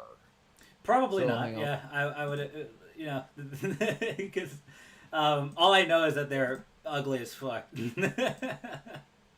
Here, so let me just type in MonsterVerse. Kong rips one in half, and it's just great. It is. It is. Um, I was when he was ripping it in half. I'm like, oh my god, are they actually gonna do that? And then the blood was green. I'm like, oh okay, that makes sense. I've noticed that, like, so I was Yeah. watching this little compilation of like all the kaiju's that were like getting active throughout the MonsterVerse. I've noticed that they started to turn their blood more and more green as So the movie progressed. apparently, in Godzilla versus Kong, there was a scene where Mechagodzilla uh, just completely annihilates a skullcrawler, and initially, Yeah. the blood in that movie was red, and the problem was I don't know if it was like during test screenings, I don't know, or but whatever it was that they did, apparently there was negative feedback on that because they were like, that's too graphic, we need to be mindful of, yeah, I guess the demographics of people who are watching this or whatever. Because I think, well, I mean, really, it just came down to the ratings. They didn't want like an R rating, and I guess if you show a certain amount of gore, I guess, in a movie, or like not gore, but blood specifically, you can get yourself like a pretty like you could get yourself like an R rating. Obviously, they don't want that. They want it down to PG-13, reach wider audiences. So in media, it's actually pretty normal for like, it's not just movies, it's also video games. They do this where they like change the blood that you see in games into a different color, and a lot of times it's green because it's like, oh, gooey green blood. It's, you know, it's not, it's, I don't know why. I don't know why they specifically choose green. I don't know what like the I think it's just the that thought way, process doesn't scare is. the kids and all that kind of stuff. Yeah, Okay, I think it's, so yeah. Continue. Sorry. no, I was gonna say, so I found those wolf Oh, here it is. Okay. kaiju. Yeah, so that's a death jackal. So those are death jackals that we see in the movie. Right. I've been told those are death jackals. Don't Uh-huh. take my word for it. But I believe that's what they are, because I have seen like people saying like, "Oh, that's what they are." Here's a death jackal from like Oh, what the fuck? other. Yeah, that's a dog. Really? That's a dog. God, it looks like a fucking dinosaur. Yeah, you want to show chat this? Yeah, I'll This- definitely. this makes no sense. And then like that's what they Oh, also okay. look That like. this is the one that okay. This is the one I'm most familiar with.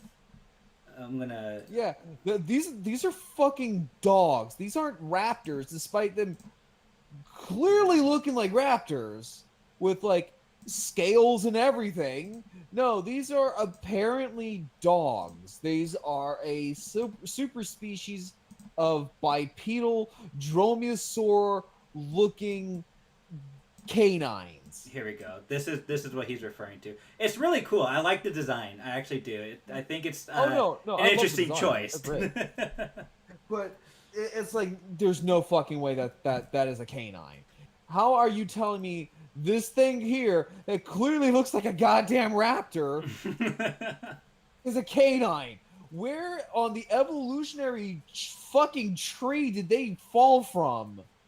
And sit there and go, oh yeah, we're gonna look like a fucking velociraptor. I kind of honestly, if I could get like a rundown on its evolutionary history to see how, because that's now I'm just interested to see how that works. But honestly, I don't hate the idea. Like, I mean, I don't hate the idea, but like, it's pretty makes cool. some bit of sense. I mean, like, No, like the see, monster yeah, has no. like fantastical ideas, but it's just Mhm. like, but there's still all the realm of like, oh yeah, that makes sense. This doesn't make sense. Right, this is This, one of this those looks like, ideas that feel less grounded. yeah, it's like, okay, so where on the evolutionary branch did a dog just sit there and go, oh yeah, I want to become what is clearly a dinosaur? I mean, hey, you know, honestly based. I think anybody would want to become a dinosaur. How did you become a dinosaur? You know. I mean, that is honest to God true, but Yeah. still, there's a lot of like evolutionary liberties here that were taken. Like a lot of evolutionary. Now, if you would have said that they were like a Well, synapsid, if there are there any like because you know how in 2005's King Kong they released that the world like of compendium. yeah they released like the world of Kong the natural history of Skull Island as like supplementary content. Is there any supplementary content for Hollow Earth at all that maybe gives a rundown on some of the inhabitants? Has that I'm not ever been sure. released? Because Do I the know there's the Godzilla wiki, which they get a lot of their stuff from like official sources. So that's Mhm. kind of what I go. That's kind of what I go with, to be honest. Where does like Uh, does any isn't it? I'm assuming it's not explained in the graphic novels. because it says here, it says design. Despite seemingly being mammals, death jackals bear a heavy resemblance to flesh-eating dromaeosaurs. Just a little bit. Just I a little bit. I dig it. I like it. I'm interested to learn about the history behind it, I though. mean, Like, is and if there there are is any graphic history. novels. I mean, like there are graphic novels. So I mean, I wonder if they explain there's it, that. but it's interesting. I like it. Yeah, no, like again, there's a lot of stuff in the MonsterVerse where I'm just like, okay, that makes sense. But here I'm just like, yeah, no, you went a little too far. You you went a little too far there. You went a little too like, because I'm looking at like the official sources here, and they've got scales. They have like clearly like defined like a pelvic area for like what is clearly a dromaeosaur, how a bipedal dinosaur works.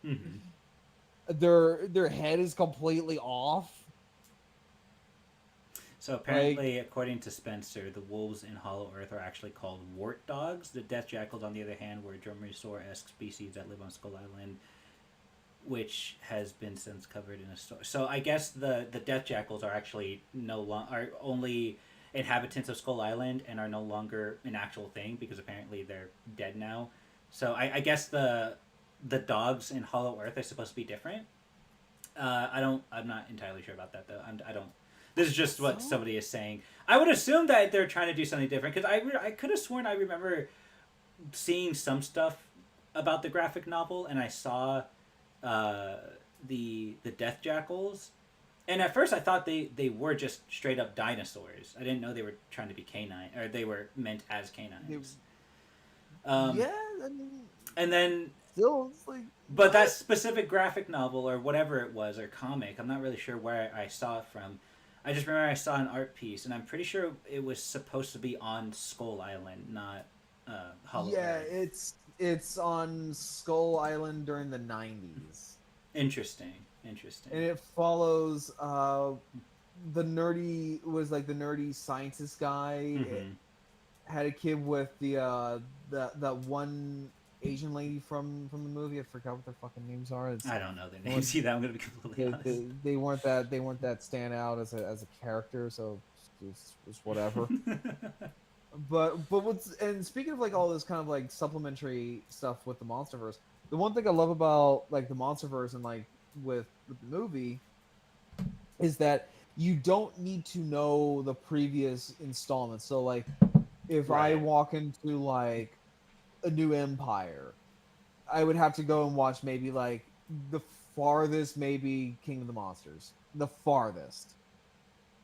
and then work my way up from Godzilla versus Kong, etc. Mm-hmm. I don't have to sit there and go like, oh well, in order for me to get the full picture of the new Empire, I would have to go and watch the Apple TV series and then read the graphic novels just to understand this, and then watch the 2014 movie in between this one episode in the like how Marvel is, Right, right. Nah. where it gets a Honestly, little silly. honestly, I feel like they don't even like, because the movie's not too heavy. Like, especially if we're talking about something like the New Empire. I don't. They're not even too heavy on the exposition from the stuff that's happened before. So honestly, Right. you could probably just watch it on its own and be completely fine. No, to be honest. you really can. Like, Yeah. that's the glory of it, is that Mhm. you could just sit down and like just just watch it basically, and you'll be fine. And that's the one thing I love about these MonsterVerse movies, is that they're part of an overarching universe. They're part of an overarching story, Mhm. but you could just pick up any one of them and just kind of, well, except for maybe I would I would probably say a little bit of this current movie, because you would have to know like what some of these kaiju are going in beforehand, I guess. Yeah. To some because extent, yeah. they mentioned like Ghidorah. They mentioned Ghidorah. They mentioned Mhm. Mothra. Mothra is an integral part of the story. Oh, that's true. Actually, And I keep forgetting about. yeah, As much as I like Mothra in the movie, they really didn't use a whole lot of her, so it's like, because she's she really doesn't do much. she doesn't she does save a lot. Like she's kind of there to save like a little bit of everybody here and there. Aside from that, like, I She mean, kind of acts as like the moderator. kind of, yeah. Actually, that's probably the best way to put it. To be honest. Like, that's all she really does, is that Mm-hmm. she she just acts as like the moderator. She just comes in, Mm-hmm. tells Godzilla and Kong like, "Hey, stop it, Was she even in the? stop it." She wasn't even in the final battle, right? Like that was just all. She, yeah, she was. She No, wasn't above. in She the wasn't above ground. like above ground battle. That's what I meant. Like I know she was Oh, in. yeah, I know she no, was in Hollow Earth battle, but I meant like no, the she second was in Hollow Earth. the latter half of the battle, I suppose. No, she was in Hollow Earth, like Mm-hmm. all the way through. She was in Hollow Earth, Mm-hmm. which even in Hollow Earth, she really didn't do a whole lot. Yeah. Like, if I'm gonna be real, she really didn't do much. Again, I think they were heading in the right direction, kind of linking her to the Iwi people. I think they could have done a little bit more with it. I'm not, that's I'm not Well, sure. yeah, well, yeah, because like with how this movie is structured, there's a lot going.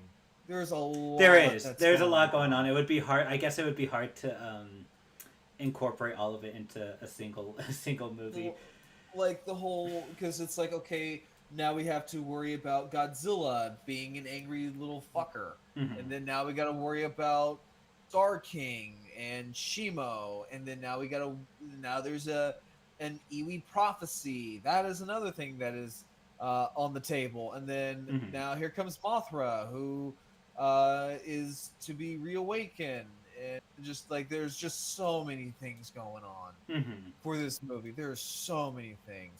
The fact that they even wanted to put Mothra in this already just monstrously bloated of a plot, it is just it is like, you could have just left her out and you probably would have been fine. I won't lie. Just kinda Her introduction especially felt really rushed. That's the one thing I noticed. I was like, It's almost as if she was shoehorned into this movie or something, huh? Yeah, Which is probably the they- case. I don't know. I would have to look into like the behind the scenes, I suppose. But it does come off as if she was like shoehorned in. Um, I don't Oh know. no, I agree. No, I 100% agree, because it's Yeah. like, oh, okay, so now we have to, because like they didn't even like give her the time to go from larval to like, Right. They just summoned her into her like final form. She's just kind of there. which doesn't make sense, because she now if they would have gone with the ethereal route and that, oh well, she's a goddess like how she normally is, that would have been fine because she's a goddess. She can do that. But here they play her off as like a tangible living animal, basically. Mm-hmm. And I don't know many animals, especially in the course of a matter of like seconds, essentially after hatching from an egg, basically bypassing the child stage like a goddamn Digimon, going from rookie to fucking mega, just right Okay. out the gate. Mm-hmm. Like that's a little bit much to buy. And then we have what the Iwis prepping their city to fight off against Scar King Mm-hmm. and their plan. And again, there's a lot going on, and I felt like everything that involved the Iwis was rushed. Yeah, Like, I kind of agree. I mean, they definitely felt less rushed than than Mothra. I won't well, lie. yeah, Um, like they were on like fast forward. No, Mothra was on turbo forward. yeah, yeah. Like, I love Mothra, but no, they were like, "Yep, nope, get her out. Okay, she's there. Okay, make her do her thing, and okay, Mhm. she's done. Like, okay, she saved everyone in the weird little plane thing. Okay, and you're done. Mhm. That's all she does. Yeah, kind of And just like little bits here and there of like heroic acts. Just like very yeah, simple. I mean, the biggest thing she did was, I guess, keep Godzilla from killing Kong, which is good, definitely. But she was like, I did my thing, yeah. and then she just flies off. Hmm. She's just like, my work here is done. My planet needs me. Yeah. I don't know. Sometimes I get a little annoyed that certain elements to the plot needs that kind of crutch for it to work.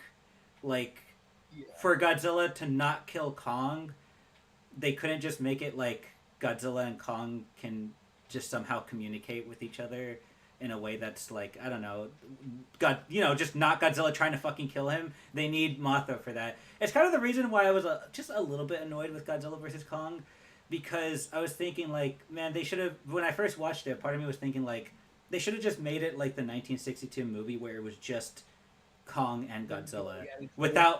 without the incorporation of a common enemy. But then I realized, well, that wouldn't work because there needs to be a loser, and because both of these guys are supposed to be good guys in this universe at this point in time, they need that common enemy. They need that crutch to make that plot element work. So it's like that's why it's a little annoying. I mean, yeah, we still got a clear winner, with Godzilla, but still, I mean, it would have been nice just like, I guess, if I mean, I don't know, it would have ended the franchise if one of them, I guess, was the villain, and there had to be an ending to some sort.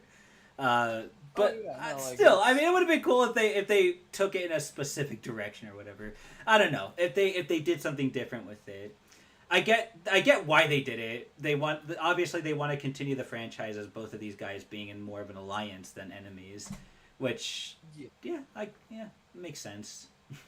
Also, real quick, do you mind if I use the bathroom like real quick? No, go for it. Actually, you know what? That I'm glad you said that. I'm gonna take a quick bathroom break too. We'll be right back, folks. All right. Just I don't know. Grab a drink or a snack while we're gone. I've been holding it. I'm not gonna lie. My bad. You should have said something You're fine. earlier. I'm like, no, I'm just like sitting here having fun, like talking about this shit. I'm like, Yeah, it's hella fun. All right, guys. We'll All be we'll be back in a few. All right, I'm gonna mute us.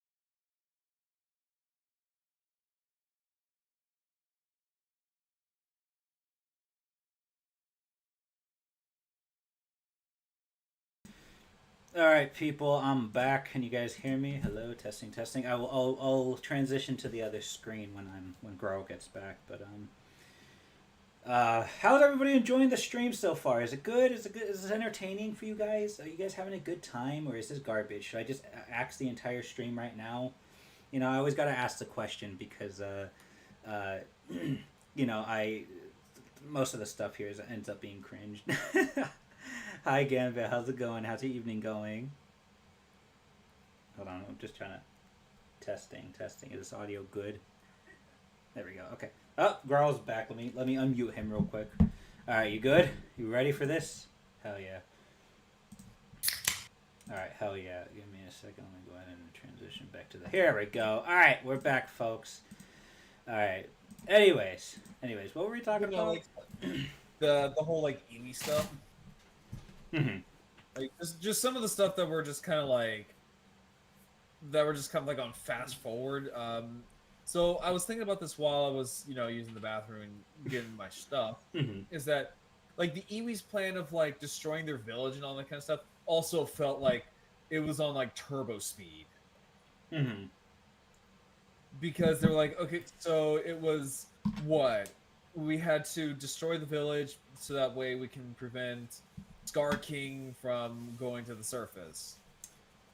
The whole like, okay, we're gonna make the two pyramids collide with each other, which will cause a gravitational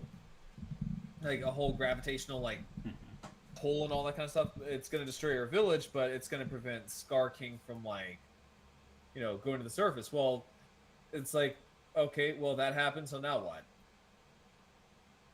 Because it didn't work. It's like as soon as they like initiate this plan, oh well, it failed. Shit. Okay, never mind then. And it felt like they didn't really need to do it. They could have just done something else to stall. Like, because looking at everything from that movie, it's like you really didn't need to destroy your village there, my guy. You could have just stalled for a teensy weensy amount of time with some other things, Mm-hmm. so Godzilla and Kong could have went back to would have gone to Hollow Earth. Mm-hmm. Also, Like, see you in a little bit, Gambit. I don't know if you'll be back, but if you got a dip, we'll catch you later. Thanks for joining the stream. Yeah. Sorry. I was about to ask, how long did you want to go for? Honestly, man, I don't care. I like talking about this stuff. We could just keep talking until you get tired of it. Until I run out of steam. I don't know. For me, when I do these streams, I don't like putting a time limit on it because I just like it when a conversation just goes on naturally. Like, Yeah. So, it's, I don't want to completely live in your court. I don't want to put that pressure on you. But low key, just whenever you feel like you've said enough and you're tired of it and you just kind of you're done. No, you're fine. You're fine. Yeah. No, I was just wondering because I usually go until I'm like completely like just running on fumes. Honestly, man, fuck it. I don't mind how long these streams go on for. I like talking about this stuff. I don't get to talk about it enough because a lot of my content is not really centered around this stuff all the time. So it's nice to talk about it. Yeah, but yeah. So like that whole plan just felt like it felt like it didn't it wasn't like baked all the way, I guess you could say. Mm-hmm. It was just more of like, okay, we're just gonna throw this out here. Kind of like how it kind of felt like how they handled the oxygen destroyer in King of the Monsters, where they just threw that out basically, just without really testing it and making sure that the stuff actually worked. I've noticed that that's kind of a thing in the in just like the MonsterVerse franchise, definitely. They're like, oh, it's there, so we gotta just we'll give it a try. Yeah, it's just like that's what they did with didn't that what they did with Kong's gauntlet or whatever the fuck that. Yeah, they were like, it was like, yeah, it's like, oh well, we were gonna build augmentations for him, but we brought some of them down, but we weren't able to use some of them because I think it's like because we ran out of money. Yeah, they pulled our funding, and we brought them down for for testing, but we never got around to it. So now we're gonna test it out and hope for the best that it works.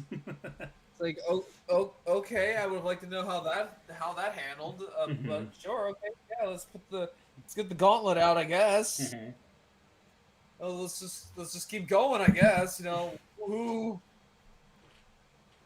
And for a prototype, this stuff, was Low key, pretty fucking effective. low key. When I saw the just the mechanical glove in the trailer, I'm like, okay, at this point, they're definitely at this point they're trying to be as goofy as possible.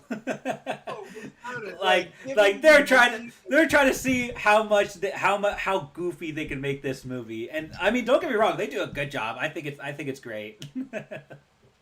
Yeah, because it's like, bro, they gave him a fucking power glove. They Mhm. gave him a power fist from like Fallout. But I'm just thinking, I'm like, so you wanted to give Kong augmentations? If giving him like a straight up Fallout power fist was an augmentation, what was some of the other stuff that you wanted to give him? Like, what Yeah. the hell?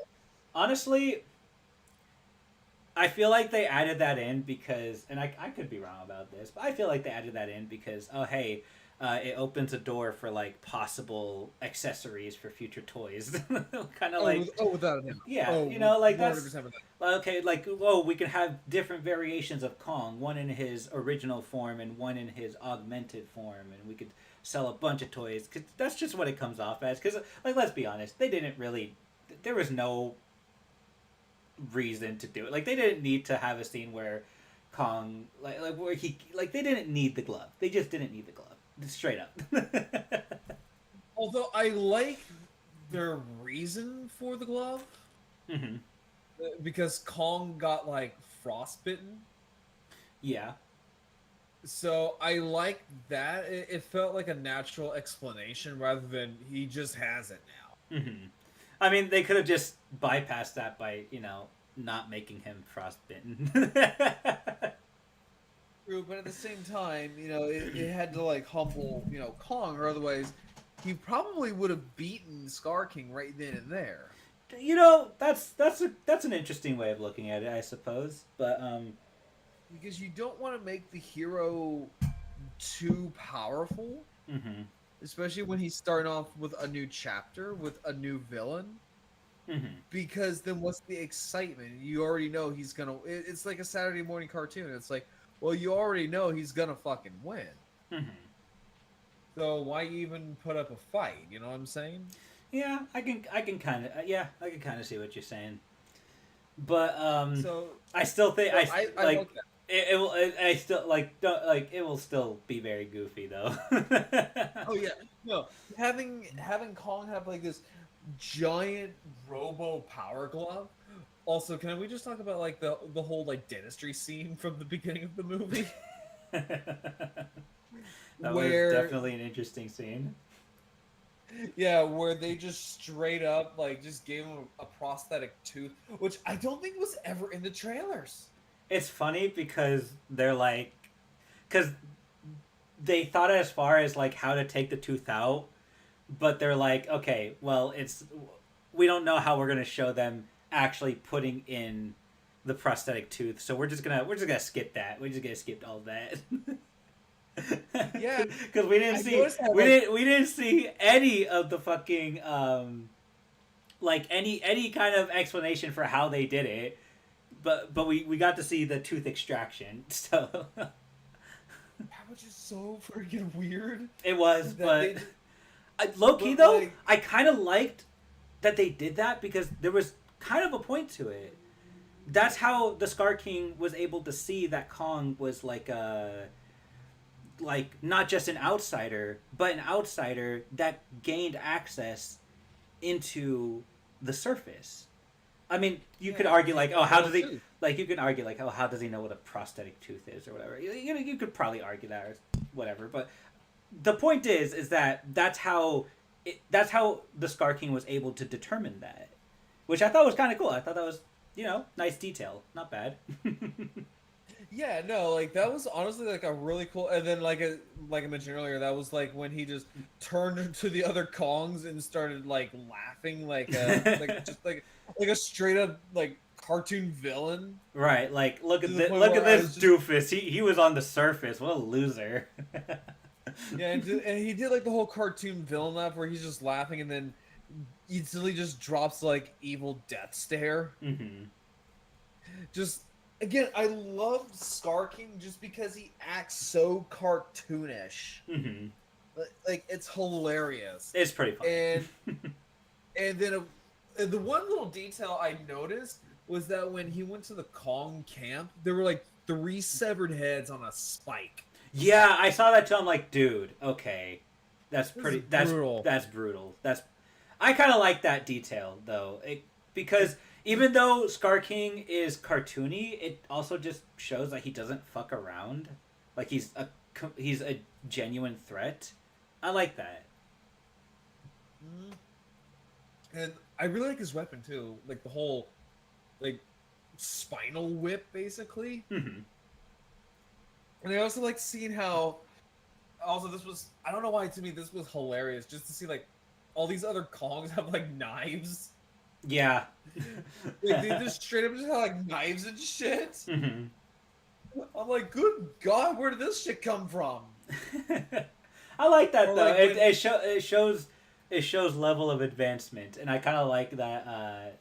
Or like when Kong saved that one ape just for him to like try to backstab him. He's like, oh yeah, no, fuck you. I know it's like, bro, he gave you a chance at life. You deserve to. You deserve what came to you. Well, I mean, like it kind of played with my expectations because I thought he was gonna save that ape, and he was gonna be like, oh, thank you for saving my life. I will, I Well, will he be did an save that ally ape, and that ape was very, very ungrateful and a bitch.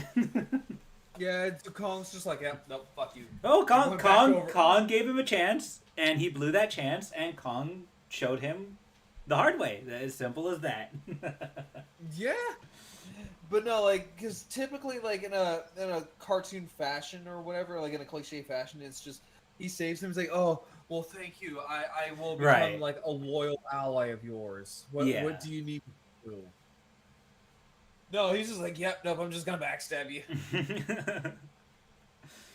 I mean, like- that way kind of made more sense because it's like even though Kong saved him, like they don't know Kong, they don't know anything.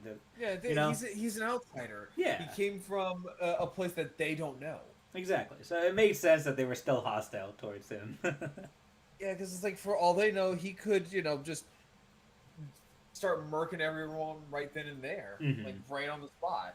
Like even like Suko, when he first met Kong, he bit the fucker. Yeah, I thought that was funny. At first, I'm like, when I was first watching that scene, I'm like, oh, Suko's probably gonna be like, not hostile, because this was back when I still thought that leak that I saw on Twitter was still fake. And the moment I saw that Suko did end up being hostile, I'm like, oh my god, was that real? Was that and then Kong proceeds to use Suko like a fucking weapon. Freaking club. Like a club. And It's like the meme of I'm gonna hit a motherfucker with another motherfucker. oh yeah, I saw that on your Twitter. I thought that was fucking hilarious. I actually let out a laugh when I saw that. I'm like, oh my god, that's so fucking true though. Yeah, because it's like, and the thing is like I didn't spoil the movie, but it's just like if you know, you Yeah, know. yeah, that's true. Because like God. just that again, that has to be like one of my favorite fight scenes in any kaiju movie because it's Okay, I have to give just props. so out there. I have to give props to Suko though. Suko got thrown around, punched, fucking hit a bunch of times. He is a sturdy little fella because he was able to get up from all of that and be fine. Like just Yeah, 'cause not he a was scratch just on like- him. Yeah, because he just he just got used as like a violent bludgeoning tool. Yeah. and he's just like, yep, I'm okay. Not even like brain damage, Nah. just nothing, not even a concussion. He's just like, yeah, no, I'm He's a strong motherfucker. Like, I mean, man, like props to him because he was able to withstand so much. I can't imagine with Kong's force that being thrown around by him was you know, I can't imagine that feeling good. He straight up would have fucking died. Yeah. In any other situation, he would have died. Mm-hmm. Like, two skulls would have been cracked that day. Mm-hmm. But what I think is funny is like when the one ape was like fleeing and Kong. Oh Just yeah. threw the rock and it bonked him on the head. Very cartoony, that one. I was like, oh my god, is he gonna do the thing? I was expecting to like hear the little cartoon whistling sound as it was falling. Mm-hmm. No, just that I think is, again, like, I love this movie just because like it doesn't take itself seriously, Mm-hmm. but when it does, it's worth it. It's not just, oh, goofy, silly, campy time, hee hee hoo hoo. Just look at the funny little dinosaur beating up the funny looking monkey. No, like, it knows when to be serious and it knows when to be silly. Mm-hmm. And the one thing I'm seeing a lot of people sit there saying like, well, this movie is boring because of all of this stuff. It's like, well, yeah, because the only Godzilla movie that you really fucking know is -1. Mm-hmm. No, it's just the one thing I hate about things like the MonsterVerse, right? So the way I mentioned this in like one of Red Claw, one of his chats. It's like the MonsterVerse kind of is starting to become like the Schneider Bros, Mm-hmm. where they think like, oh well, everything sucks except for like the MonsterVerse because that is like the be all to end all. Right. Which is so freaking stupid. Mm-hmm. Because you're missing out on so much just because you believe that, oh, the MonsterVerse is like just liquid gold basically, and it's Angel's Kiss, worthy of things. You know what I'm saying? Mm-hmm. It's so dumb. It's legit so freaking dumb, and it's the reason why it's like, look, this little hobby's niche, like kaiju stuff, it's already fucking niche. It's already just so damn niche. We don't need people like this just completely screwing that up. Right. I've noticed that there's like this influx of people who are people who they like to. They're mainly like movie essayists, like people who want to speak on the current eras Modern audience. Yeah, just like the current era of like contemporary like kaiju movies, I guess, because that's all they've seen, that's all they're familiar with. They don't take time to look at the long history behind it and look more at the nuances behind why they were made, and so I don't know, it's like I feel like if you're an actual video essayist and you want to actually talk or speak on anything regarding these kinds of franchises, you should I don't think you need to watch every single movie, but you should at least be somewhat familiar with the eras and what each one offered. At least get familiar with that element of it, because otherwise you're gonna go in with a very obviously biased opinion about it, and I don't know. It's just it's frustrating to see, because I feel like I've gotten those I feel like I've gotten those kinds of that kind of feedback before, and I try my best to really go in depth when I'm trying to do a video, and it's like and then you see all these other people, they make a video where they don't do any research, and they get they're more in the public eye because it's you're just because they're riling up a fan base. It's like that thing where it's like bad publicity is still publicity, Yeah, and we all know that that's not always the case. In fact, it's never really the case. Movie of the year, I won't be accepting any arguments, no matter how valid they are. Hey, Julian, how's it going, man? How'd you like the movie, dude? What would you rate it out of 10? Let me know. To everybody who's watching, give me a number rating for the newest Godzilla movie. I honestly say probably the lowest would be an 8.5. The highest would be a 9. I'd give it a 7. Just if we're judging seriously, I think a 7's a good spot for it. I don't know. I would say like an 8.5, just because like no, is it a masterpiece? No, it is far from a masterpiece. It's not Gojira. It's not, I would argue it's not King of the Monsters. It's not -1. And when I say like with King of the Monsters is because King of the Monsters was clearly made for diehard fans. Like, mainly because Michael Dougherty is in fact a ginormous Godzilla fan. Like, the dude is obsessed with Godzilla.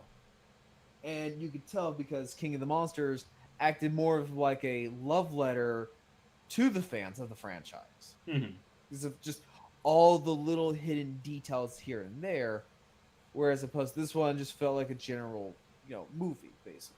Right. Like you're getting different experiences out of them. So, although I will say another thing I did not like is the music. Really, honestly, I don't even remember the music that much. So like to echo some other people that I know, the whole it used way too much synth. Too much. It absolutely used it used a lot of synth music. I'm gonna be honest. I didn't even notice that music to me in these kinds of movies are. There are some select tracks that are definitely memorable, but a lot of the times I end up forgetting them because they're not really what I'm paying attention to. I just like looking at the monsters, so I don't have too much to say on the score. Monsters go burr. Exactly. Monsters definitely go exactly. burr. Yeah. And they do it pretty fucking well. But it's like with Mothra's theme. Like, when you hear her theme, it's very regal. It's, like the descending, all of of a queen. Here, it's just, you get that, but at the same time, it's just synthwave, and it's just like, no, stop, just stop, stop. Please. I don't remember much from the score, but low key, I actually do like synth. I mean I don't know how well it fit. I don't know.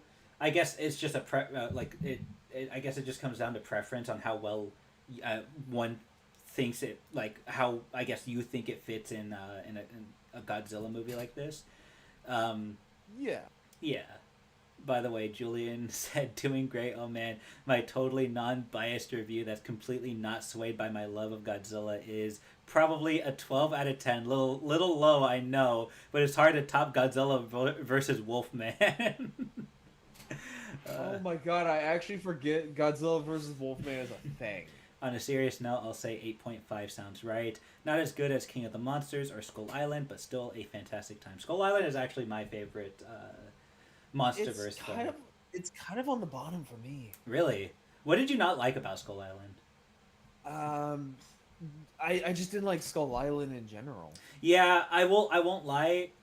When you have something like 2005 Skull Island,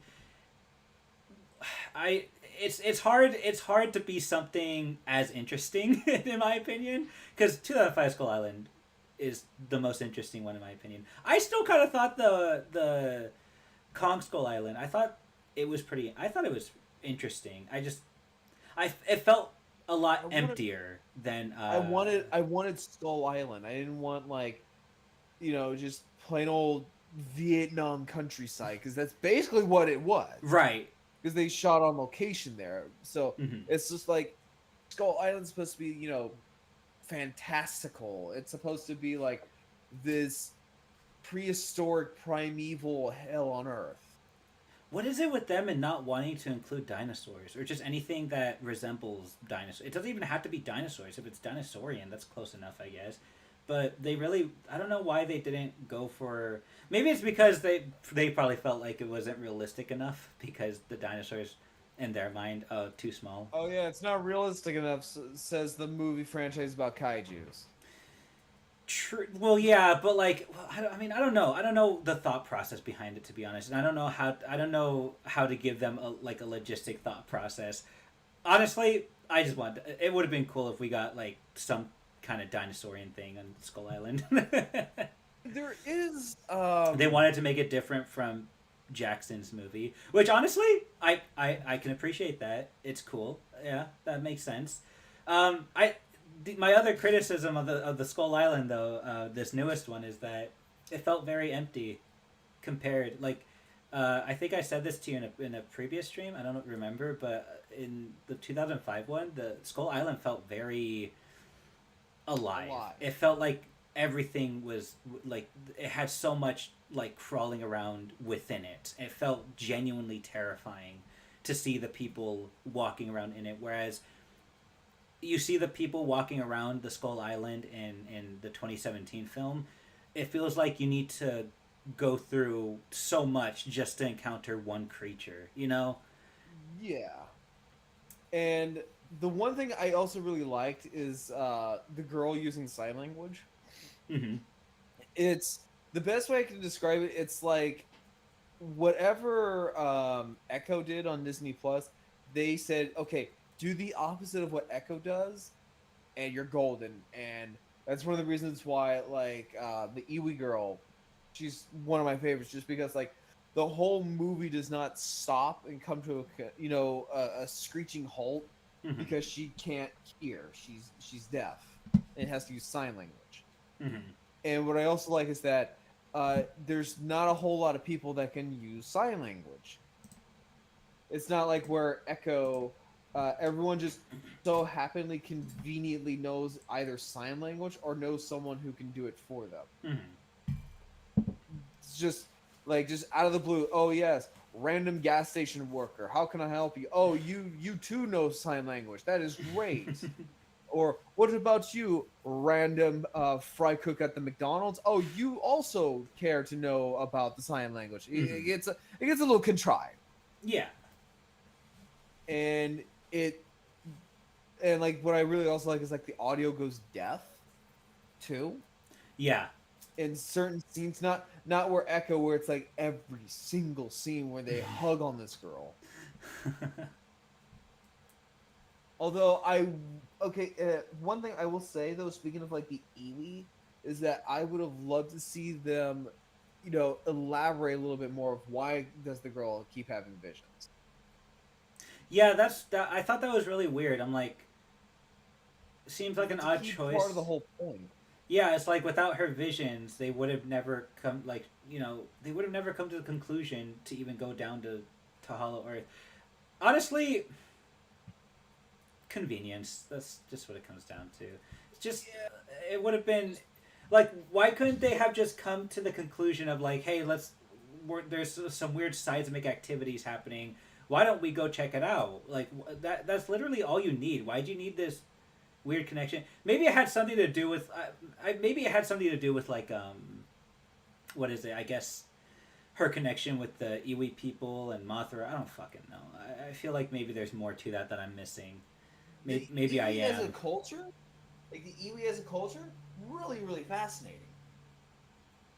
Like the Iwis are really fascinating people, mainly because they don't talk, Mm-hmm. and it's like all through like telepathy or something, which is interesting because they don't go into like the other characters, okay. or the other characters. Big Dumb Media said she was a descent of the psychic tribe. Interesting. Yeah, the Iwi. Right, but how do they even develop something like that? I have no idea. It's one of those things where it's like just turn off your brain for half a second. They're quite literally built different, is what I'm hearing. They're quite built different. Honestly, I'm not expecting too much like explanation in terms of stuff like that. But I guess it makes sense. Descendant of the psychic tribe because they said the Iwi people within Hollow Earth are more ancient than the ones on Skull Island. So yeah, you know what? That kind of does make sense. If the ones are on on Hollow Earth are the ones that are meant to have that psychic ability, then the little girl that was on Skull Island, I guess it would make sense for her to at some point develop a similar ability, I suppose. So maybe no, Yeah. maybe I'm wrong. Maybe it's maybe not plot convenience. Maybe they're just trying to build off of that. Well, I mean, you could have just not given them that ability in the first place. But I have no idea how developed the Iwi people are in terms of the MonsterVerse lore. I'm not sure if they show up in any other supplementary content where maybe they're explained a little bit more. Or maybe I just need to watch the film again and maybe get more out of it. I'm not sure. Yeah, because I would like to see them elaborate more so of the Ely more than like any other like thing in these movies right now, because they are clearly like center focused characters now. Mm-hmm. So it's just like I would like to know more about what they do. How do they do things? Why don't they all talk? Can they talk? Can they hear? Apparently, they could understand perfect English. Well, I mean, they have psychic abilities, so I'm assuming that to some extent they do actually like. I guess they do understand, because there was that one scene where Bernie is like insulting where they're living, and I forget their name. I forget the woman's name, but she's like, you do realize they understand everything you're saying, right? Yeah, that one you can just chalk it up to like, the psychic stuff. psychers. Yeah, they could. Yeah, exactly. Whereas as we Warhammer 40k nerds like to say, the psychers. Oh God, Manila doesn't deserve the hate. Grarrl, what do you say to that? What? Manila doesn't deserve the hate, or doesn't deserve Minya, hate. Or I said Manila. I don't know how it's pronounced. it's either or. Manila is the English name. Minya is the Japanese name. Mm-hmm. I've just called it Minya my entire life. Nerd. Anyways, No, like Minya's not bad. I like Minya. Okay. Just wanted to get your opinion on that. I can understand. I mean, I can understand where Minya or why Minya gets a lot of hate. Mm-hmm. But at the same time, it's like he's harmless. Mm-hmm. And also, a fun fact is that you actually see Angiras' skeleton in King of the Monsters. When? Fun fact. I remember hearing something about that. I don't know when though. Like at what point in the movie did we see it? So, in King of the Monsters, when Godzilla is going back to his nest after the oxygen destroyer. Oh no, I remember now. Yeah, no, I do. Yeah. And the funny thing is like, the reason why it's there is because Michael Dougherty really, really, really wanted Angiras to be in the movie. And I believe the producers or Toho themselves are like, no, we can't have that. There's already too much. There's too many people in here now. So Michael Dougherty decided to, okay, well, that's fine, too easy. I will just get someone to paint this for me. Do you think they'll like eventually add Angiras, or do you think it's more of a like there's rights issues with that? I'm not entirely sure how it works. All of this. It's hard to say. It's really hard to say. We would just have to figure out what exactly they are wanting to do with the MonsterVerse. Mm-hmm. Because from what I can tell is that they are wanting to expand the MonsterVerse, which, if they can do it right, you got yourself a golden opportunity here. Right. Because I know that's like the one monster that I hear people really want to see back in it. Like in not back, but just in the MonsterVerse specifically. Yeah. Oh, excuse me. Yeah. I'm just trying to think of like what other stuff we can go over.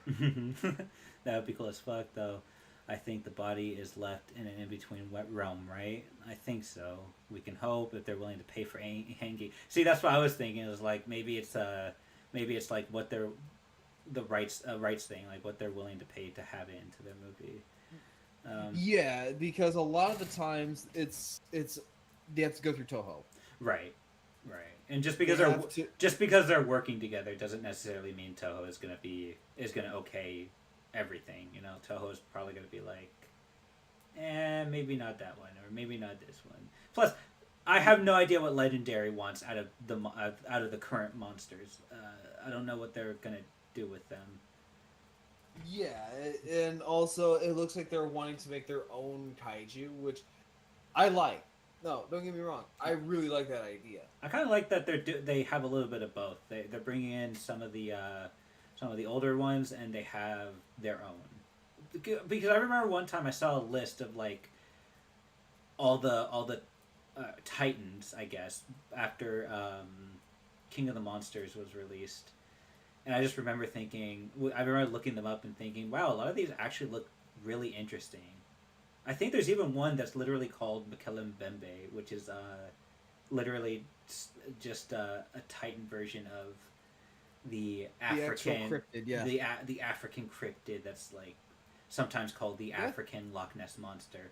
And I just thought that's cool. I wish we could have seen that one in like movie form. That would have been interesting to see. They also do this with Yamato no Orochi, Mm-hmm. where they say it's quite literally just a giant multi-headed snake Mm-hmm. that's kept in a base that's under Mount Fuji. That actually sounds pretty cool. Just as a kaiju. In fact, actually, I'm looking at my dresser because I actually keep the art book of the Godzilla King of the Monsters. Look at this nerd. And Look at this nerd. oh yeah, no, like hang on, let me actually grab it real quick. It would make Redosaurus an original Titan. It would be interesting to see. Has Redosaurus been in any other? It's just in anything other than its original movie, and I know it made a comic appearance in the Batman comics of all places. What, Rhodosaurus? Redosaurus, yeah, he made a cameo, I guess, in I think the 104th issue of of the of the original Batman comics. Why? I don't know. I guess Batman was a popular thing back then. They were like, yeah, let's just do a crossover thing. Because they were both popular. I grabbed my art book here, which I need to get the other art book for the MonsterVerse. Mm-hmm. And oh yeah, and Planet of Dinosaurs. I forgot about that. Sorry, continue.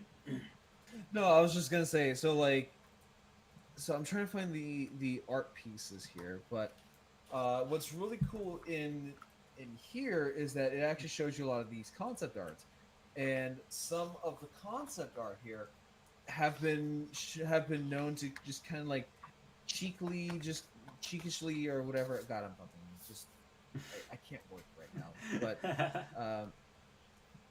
they make a lot of cheeky little cameos from like other kaiju, Mm-hmm. and not just like Toho stuff, but they also add in because I'm trying to find this real quick. So they will add in things like Gamera, and right here, just found it. So, so in this concept art that I'm looking at here, they show like little holographic pictures of obviously things like the Mudos, but not only Mudo, but they show Otachi from Pacific Rim. Really? Oh yeah. No, I remember that. I remember looking at some of that. And what's funny is like what's funny is that the concept art that they use for Otachi is literally just the NECA toy version of Otachi. Interesting. I mean, like, it wouldn't be the first time, they've had to use a toy as a reference Mm-hmm. for certain things like Final Wars, but then again, Final Wars was kind of like Toho's petty little middle finger to Zilla. I thought that was funny. No, you don't understand, like, just how much they just made Zilla their personal whipping boy. For real. And I don't think I think that Zilla's mentioned in other Godzilla movies too, where they're like he's referenced, but like he's referenced in a negative light, which I think is hilarious. Just how much they hated him. Oh, without a doubt, he is definitely referenced pretty horribly. Until recently. So one of the first, I think, if not the first evidence of Toho uh, using Zilla in a positive light was during Godzilla, the Planet of the Monsters novel, Mm-hmm. where so Planet of the Monsters was the first ever quote unquote anime series for Godzilla. So Mm-hmm. it was literally just Godzilla anime. Interesting. And they wanted this to succeed, and they made a novel series. So they made a novel series about this, and in this novel series, they mentioned Zilla. And Zilla, so okay, so you know how in the movie, right? So you know how in the movie, the main characters like these babies get out, they could overwhelm and overrun the planet, right? Mm-hmm.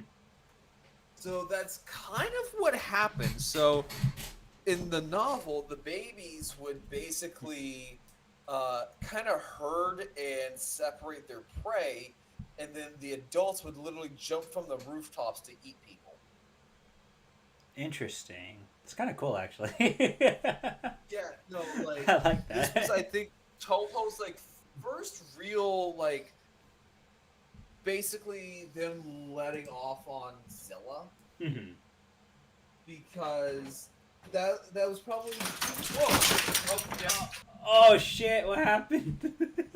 I opened up my glass case. Oh no! Did I opened up I opened up my glass case, and basically I have like a whole Grimlock collection, right? I have an entire right? Grimlock collection, and my two of my biggest Grimlocks came tumbling down. Shit. Oh no, they're fine. Okay, I was gonna say, are they good? Like, are they broken? Oh yeah, no, they're fine. They're perfectly fine. They knocked off my Kong though Damn it. from my cup, but no, they're fine. Symbolism. Anyways, I used to not like Zilla, but it grew on me. It grew on me. Honestly, I've always loved Zilla. Godzilla '98 is actually one of my favorite Godzilla movies. I'm not joking. My two favorite Godzilla movies are 1998's Godzilla and Godzilla -1. I really like -1. -1 was really cool. One was really, really good because it handled a very, very sensitive subject for a lot of, especially with a lot of like military men. Mm-hmm. And that is survivor's guilt, Mm-hmm. because that's kind of what happened. Like, so when you've watched -1, you notice like the main character when he comes back home, they don't look fondly on him. Right, because in that culture, it's if you're supposed to like die for your country. Well, like you're supposed like that's like if you come back, it's considered like a dishonor, I suppose, to them. Yeah, because he is a kamikaze pilot. Right, because for them, they're literally like Meant to die. you're meant to die. That is- like you're not meant to come is- back. That is like your only purpose in life is to Mhm. get on a plane and completely and utterly, bomb the shit out of the ship, and you will die too, but you will die with honor. It was a very warped, twisted version of Bushido. Mm-hmm. By the way, Julian, two sides of the coin. See, that's and it. You know what, Julian? Yeah, because I'm a person who really likes variety. I really like to see. Like you really couldn't get any different than like 98 Godzilla and Godzilla -1. But it just like Also, I see people in chat talking about Gabara, and I think it's hilarious. So Gabara was from a movie called Godzilla's Revenge. Mhm. No, there's literally no revenge in this movie at all. In fact, actually, Godzilla is. Have a good one, figment Julian. of- Thanks for joining the stream. Sorry, go ahead. I was just gonna say like Godzilla's Revenge was basically the figment of a child's imagination, and Gabara Oh. was the embodiment of this of this bully of the main character. Right.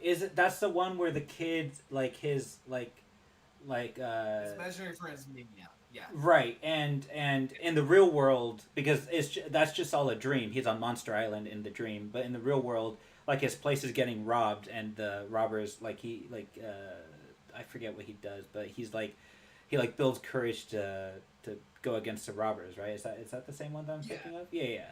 Yeah, that's basically what it is. And like his Later, friend Julian.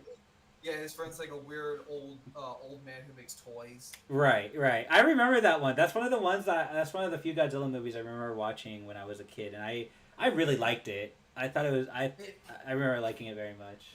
And the weirdest thing about it was like in the American version of this movie, Minya had a Don Knotts impersonation voice. Yeah, that's the version that's the version that I watched because it was all English dubbed. I remember renting it from a local movie rental place that we had that's now defunct. It's no longer a thing over here, but we had one. And they had like a small selection of Godzilla movies. You know, they had like Final Wars and 1998's Godzilla. Yeah. But they also had that one, Godzilla's Revenge, and I remember watching it and being like, wow, I like this, but I just remember how dumb his voice sounded. Yeah. I liked it because it was funny. I should learn to fight my own battles, you know. Yeah. Yeah, so in the original Japanese version, right, he does speak. Like, Minya does speak. Like a person. Like, he does actually speak. It's just, he speaks like a kid. He actually speaks like a child because, well, Minya is a child. He doesn't have this really fucking weird wackadoo Don Knotts voice. Because again, Minya is a child. So why on God's green earth they gave him this just really bizarre Don Knotts voice is just beyond me and beyond my own understanding. But then again, also this is like the 60s, 70s era of Godzilla films where literally everything went. Anything and everything went. Yeah, it was very goofy. I liked it. If the voice work sounded a little like kind of dumb. I still liked it. I remember liking it. I'm sure I'd still like it for the nostalgia. Just watching it nowadays. But I would love to do a watch party of that because it is a trip. We should. Actually, I feel like doing some watch party commentaries on some of the older Godzilla flicks would be kind of fun. Oh, I'm totally down for that. Yeah. So like the funniest thing with like Godzilla in general is just how many times they have tried to kill this guy off. No, like Toho has tried so hard to end this goddamn franchise so many times to the point where it's almost comical about how many times they have tried this. This point, they can't. Yes, at this point now, Godzilla is just too big of a franchise to fail. And so just about like every era, they have had a movie where they have tried to kill off Godzilla or try to end the fucking franchise. In every single era. The Showa era tried this. The Showa era, they had Destroy All Monsters. If you know anything about Destroy All Monsters, that was like their last hurrah. That was supposed to be like the final movie. They were done. They didn't want to make any more Godzilla movies. They wanted to move on. So they doubled their budget. They brought in the original like godfathers of the franchise. They were like, okay, this is our last final send-off. And it turned out the movie was a giant success. And Toho was like, yo, we need more movies. Yeah, because that's what it comes down to. As long as it becomes an absolute success, they're going to keep making movies out of it. And so they're just like, God damn it, alright, fine, we'll make more. And then the last movie was Terror of Mechagodzilla. And that's what it was for about a hot while. And then the Heisei era pops around. And in the Heisei era, the last movie was supposed to be Godzilla vs. Destoroyah, where they kill Godzilla. They straight up kill him. They not only killed him, but IRL, they held a funeral for him. I am not joking. That's hilarious. They held a traditional Japanese funeral for Godzilla. Like, this was like, and this even was on the news in Japan. Like, that's hilarious. Like, it was, they were like, done. And then 98 rolled around. Hell yeah. And they were like, hell yeah. And they were like, and when they saw this, like, God damn it! All right, fine, we'll make another one. Just to show the Americans, here's how you make another Godzilla movie. and so they kept going until the end of the Millennium Era, which was 2004. And then they're like, okay, fine, we're fucking done. We're not making any more. That's so funny. And then the Legendary movies rolled around. They're like, God damn it, we'll make more. And so we have Shin Godzilla. And they're like, okay, fine. What else? Is that all? You guys want more? Yes, we want more. Because here comes King of the Monsters. Here comes the anime trilogy. Here comes Godzilla Singular Point. Here comes fucking -1 chugging along. And they're just like, oh, okay, fine. We'll keep making more. Because, so funny enough is that in Japan, so this is like before the what is now known as the Reiwa era, which is the current era of Godzilla. Mm-hmm. So before the Reiwa era, we had so Japan knew of Godzilla. Mm-hmm. So they knew about Godzilla, but it was almost like Mickey Mouse, right? It was almost like Mickey Mouse, mm-hmm. where they knew of him, but they never really watched his movies. They just know that he's there. Or I should say, they know of him, but they don't know him. You know what I'm saying? Right. Again, it's like Mickey Mouse. Right. And so the Legendary movies, I want to safely say, is what put Godzilla back into the public zeitgeist in Japan. Mm-hmm. But what really, really put Godzilla back in the public eye was Shin Godzilla. Right. Oh, lordy, did that movie make money? Mm-hmm. Oh my God, did Shin Godzilla make money? Well, and oh my God, was that movie popular? I think a lot of the popularity is like, I think a lot of it came from I don't know if it like garnered it from this, but I know in terms of what happens afterwards, it happened with it's the same thing with like Godzilla -1 and the newest Godzilla X Kong.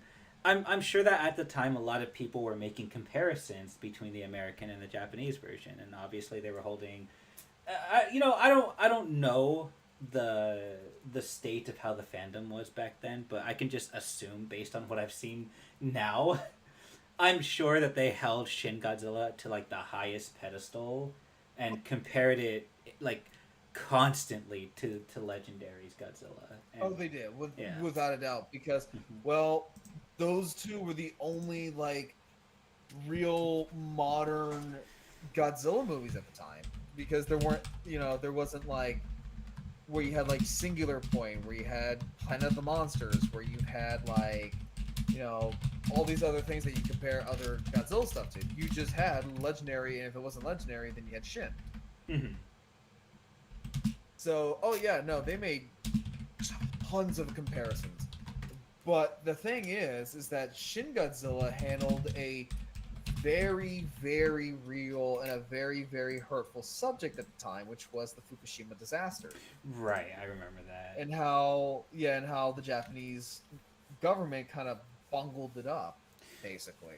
Right, and that's why when they were making Shin Godzilla, it wasn't really centered. It wasn't like necessarily character focused in the sense that it wasn't focusing on individual people. It was focusing on the country. And like the way, like how the government's thought process for handling the situation. yeah, the country was the character. Right. Japan itself and the people Mhm. were the main character. Right. That's what made Shin Godzilla so good. Mhm. That's what made it so good, was because of the fact that it talked, it talked about how Japan acted as a singular country rather than a group of individuals, Mhm. which is really, really good. And then, of course, you have things like -1, where -1 talked about Survivor's Guild because of, especially when it comes to, because it hits home to me because I serve in the military, break immersion. Hi, how's it going? I'm a U.S. Army soldier. How's it going? Right. But no, like, this is something that is very real to service people. Yeah. No, I definitely It's agree. it is a very, very real reality Mhm. where you get into war and you're scared. Mhm. You don't know what to do. Right. And so Godzilla served as the embodiment of survivor's guilt and just anger and hatred incarnate. Mhm. I'm sorry. I know you're like on this serious talk about it, but Oh no, you're fine. Pigpen commented the scene in Godzilla X Kong where Kong did the thug shaker is crazy. I forgot when did that happen? That happened like it was like towards the end when like Kong finally met up with Godzilla. That's how he was able to get Godzilla to calm down. Like he did the thug shaker and Godzilla was like, oh okay, I see what you're I'm picking up what you're putting down. I think that's when it happened. 1 second, message. I didn't realize that. I did not know. Yeah, neither. Yeah, I almost missed it myself, man. That's kind of funny, actually. Anyways, honestly, no, you're fine. I'm losing brain cells. No, I'm just kidding. Honestly, this is probably a good place to end it. I'm just now realizing that we've been going on for almost 3 hours. I did not look at the time. I'm be completely honest with you. I'm honestly just having a lot of fun hanging out with you. No, yeah, I like this. This was really fun. Trust me, I'm not against doing this again one of these days. I could do this really all night. Honestly, I believe you. Because it will end up with us talking about everything else regarding Godzilla, but that one we could save for another time because just the whole history and just like Godzilla alone is a stream in of itself. Yeah, if not two. I want to be more familiar with it. I want to try to watch more movies and learn more about the history.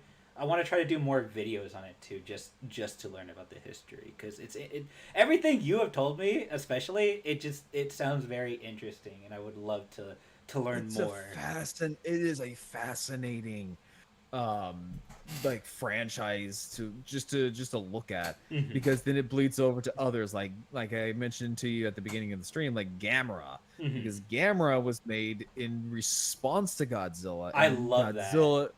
And Godzilla in response became more child focused during the 60s and 70s because of Gamera. Because Gamera got so popular. And in fact, actually during the 90s, Gamera movies were actually a lot better than Godzilla movies. Mm-hmm. And right now we're seeing a little bit of a tokusatsu anime boom because of Godzilla.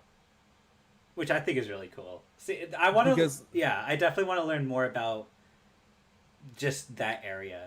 Just anything regarding it, because it just sounds awesome.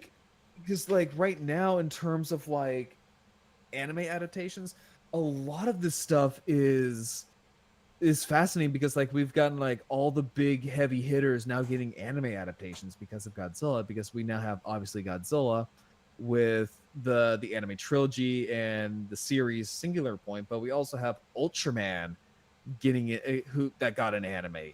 Fucking Kamen Rider got it. Kong got his own anime series. Yeah, Kong got his own animated series. Kamen Rider got an anime series. Gamera finally got an anime series. And I remember. Yeah. the Gamera design, I actually have it in my display case. It is nice. Mm-hmm. It is so nice. Like honestly, whenever you want to like do another like stream where we just talk about kaiju and stuff, like let me know because like this stuff gets me going. Nah, man, I definitely want to. I definitely want to do more of these. Maybe we could we could do more of these like movie reviews where we watch like kaiju films. Like you could educate me through them. Hell, we could even we could even do like a live watch party of it, and then we could talk about it afterwards. I think that'd be kind of fun. Yeah, and and bring Gambit along too because I would love to educate both of you with this. Absolutely, Gambit. I'm sure that she'll have a fun time with this. I appreciate that. Which fun fact, my T-Rex design is actually has a lot of homage to Godzilla in it. You know what? I believe that because you're a fucking nerd. Oh yeah, no, like my white feathers is actually a nod to Godzilla because of his dorsal plates having the white or gray edges. Mm-hmm. And the brows and the brow of my T-Rex is like bone white because the design from Godzilla versus Mothra from the 60s had the gray / white eyebrow ridges. Mm-hmm. That's really cool, like, actually. Yeah, no, like I love Godzilla so freaking much. Really couldn't tell. Oh yeah, no, like just a little bit, Yeah, like just looking at my Godzilla tattoo. Honestly, man, seriously, thank you for joining me on this. This has been yeah, extremely fun. I believe you that you can go all night with this, and trust me, one of these days we will do a 24-hour live stream where it's just you and me talking about kaiju stuff. But until then. Thank you so much for joining me. Everybody go check Grarrl out. His Twitch link will be down in the description below if you want to check him out. And thank you everybody for joining us this far. I appreciate all of you. Thank you everybody who donated money. You guys are all awesome, including Gambit, Super King Ghidorah, and Wob. Actually, I don't think Wob donated this time. Who else donated? Let me just take a look at this. Oh no, it's just Gambit and Super King Ghidorah. All right. Well, thank you guys. I appreciate it so much. You guys are awesome. Everybody else, you're awesome too. Thank you all so much for joining. And yeah, we'll catch you guys in the next stream.